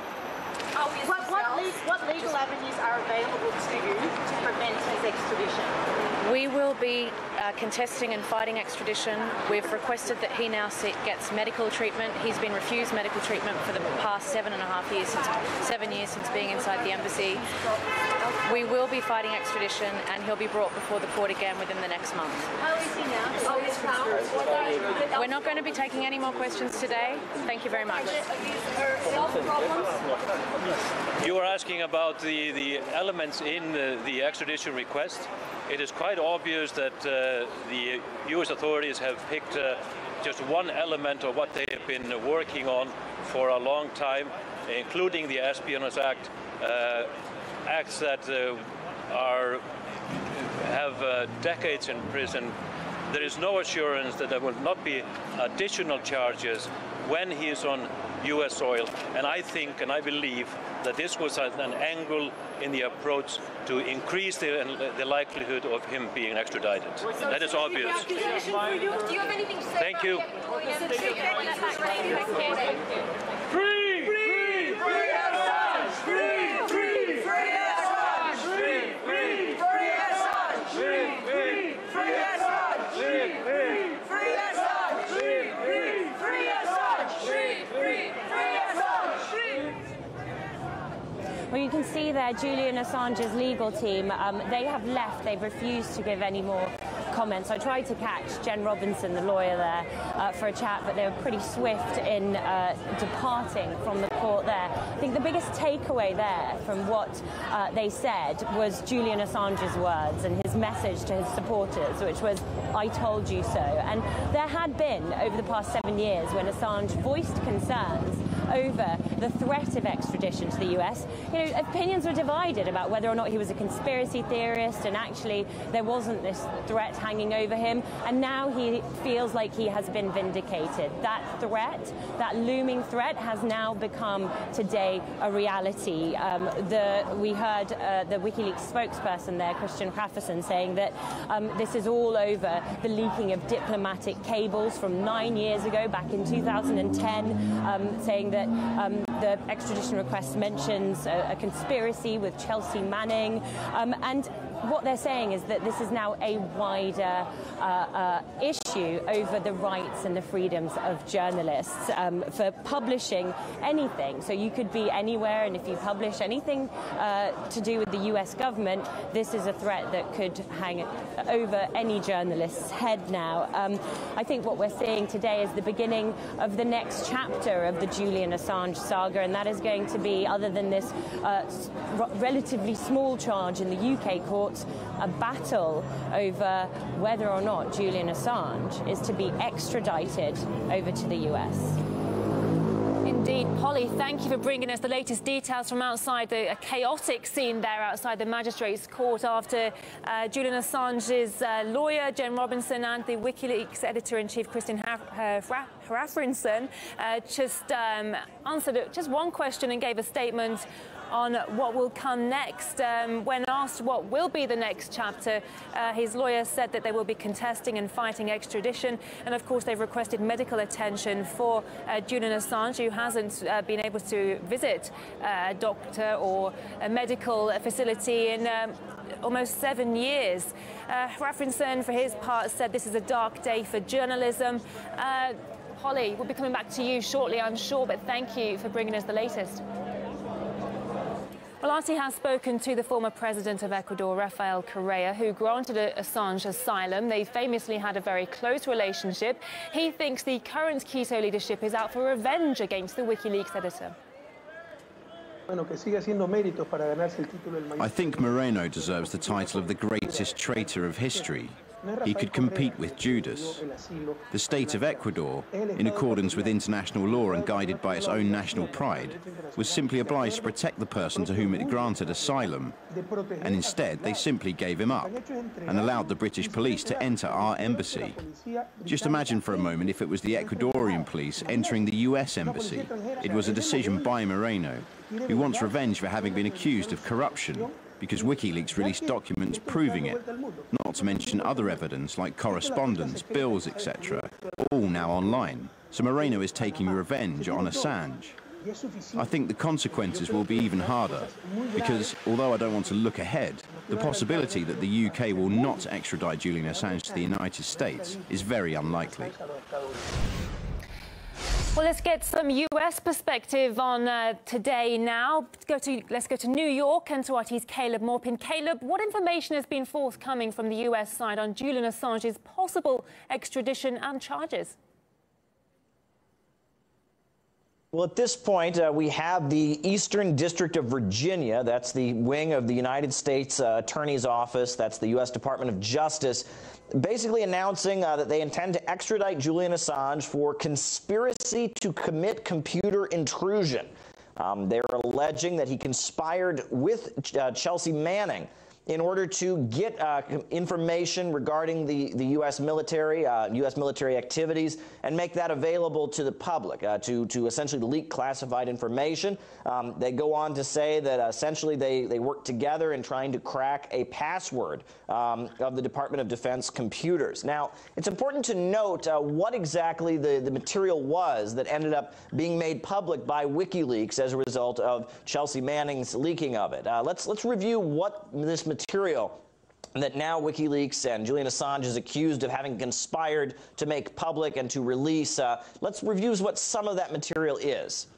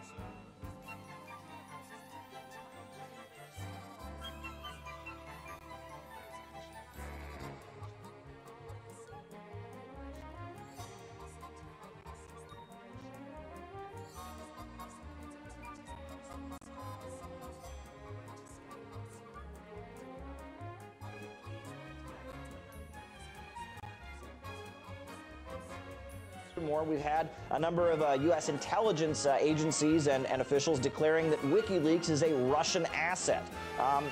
You know, this is in response to the DNC and the making public of emails between Clinton's aide John Podesta. That was declared to have somehow been the result of hacking. However, WikiLeaks has long maintained that was leaked by someone within the Democratic National Committee.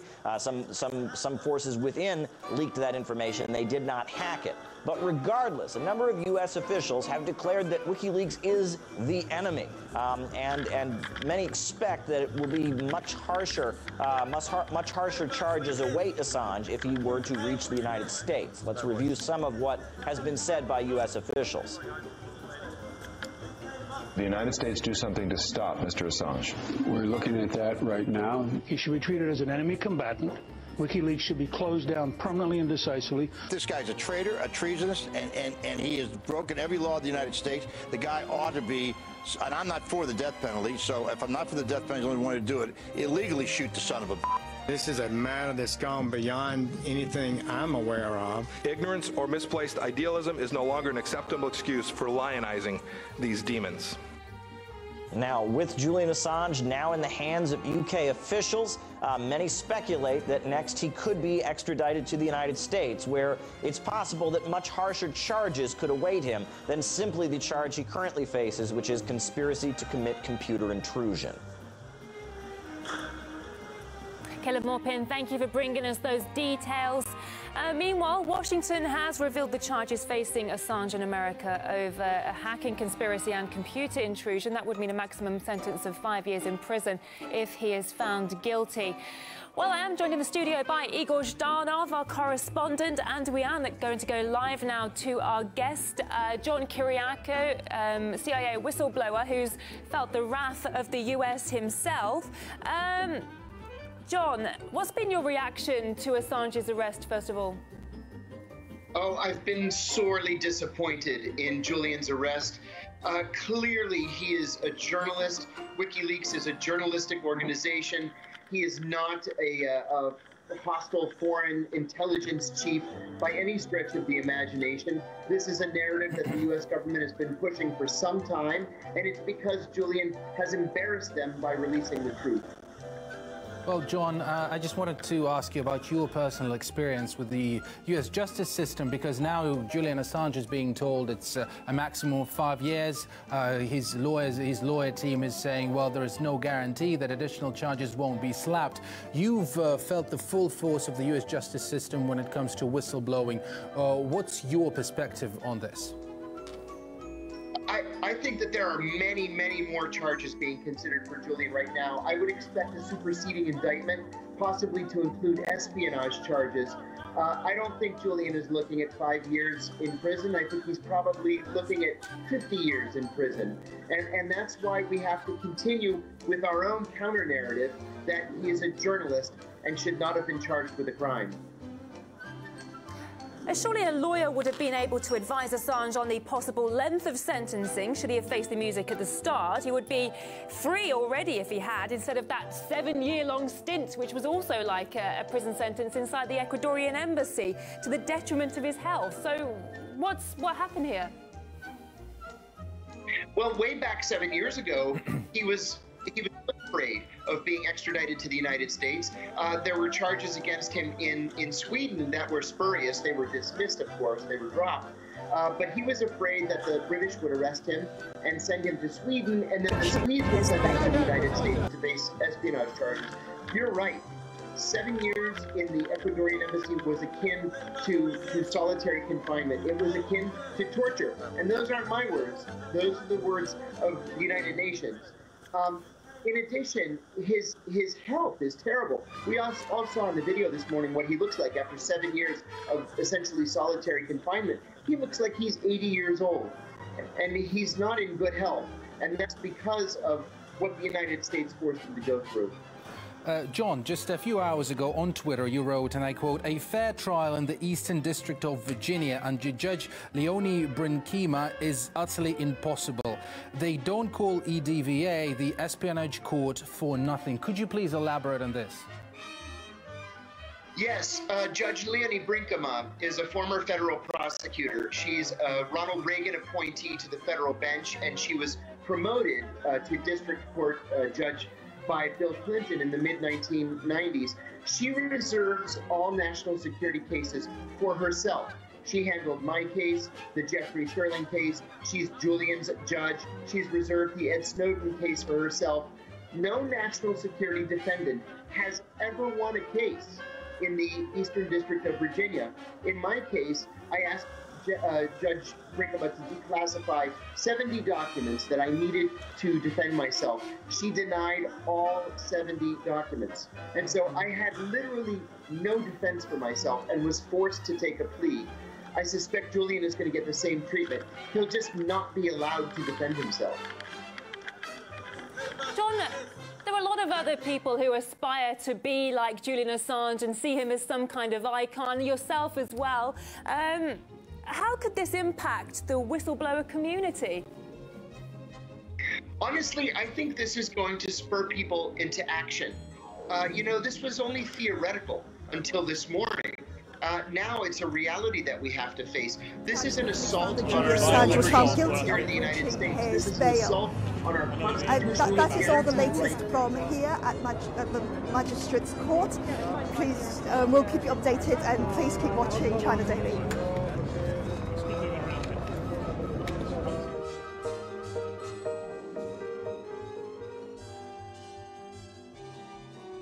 I just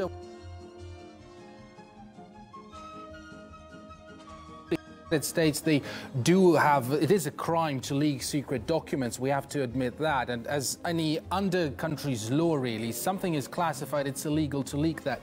But Julian Assange, he published these documents, so without him we wouldn't have had the largest military leak, the largest leak of military documents in US history. So do you see a point when somebody says, when his opponents say that he is complicit in that?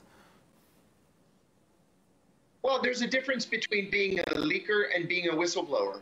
A leaker just leaks for the sake of leaking, for his own benefit, maybe to make himself feel important.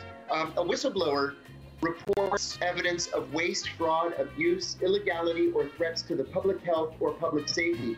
We would have no idea the kinds of war crimes that the U.S. military was committing in Iraq without Julian Assange. We would have no idea that NSA was spying on every American citizen without Julian Assange.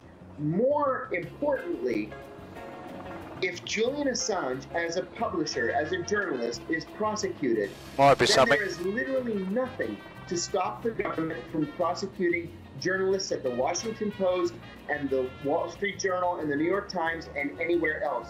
Those outlets should be jumping up and down to support Julian Assange right now. They haven't done that yet, but I think this is so important and so critical. If Julian is prosecuted, that means any journalist in America could be prosecuted. Not a single day goes by that the Times or the Post don't publish classified information.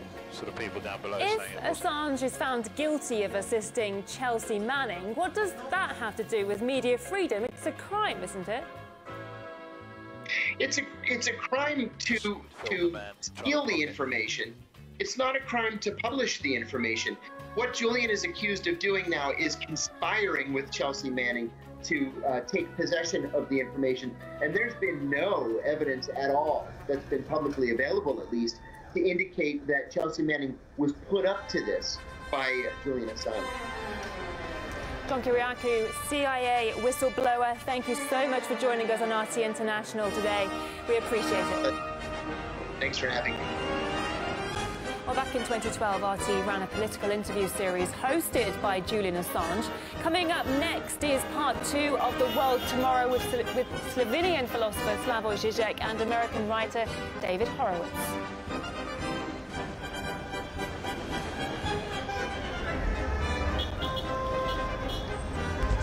I'm Julian Assange. Editor of WikiLeaks. We've exposed the world's secrets. These documents belong to the United States government.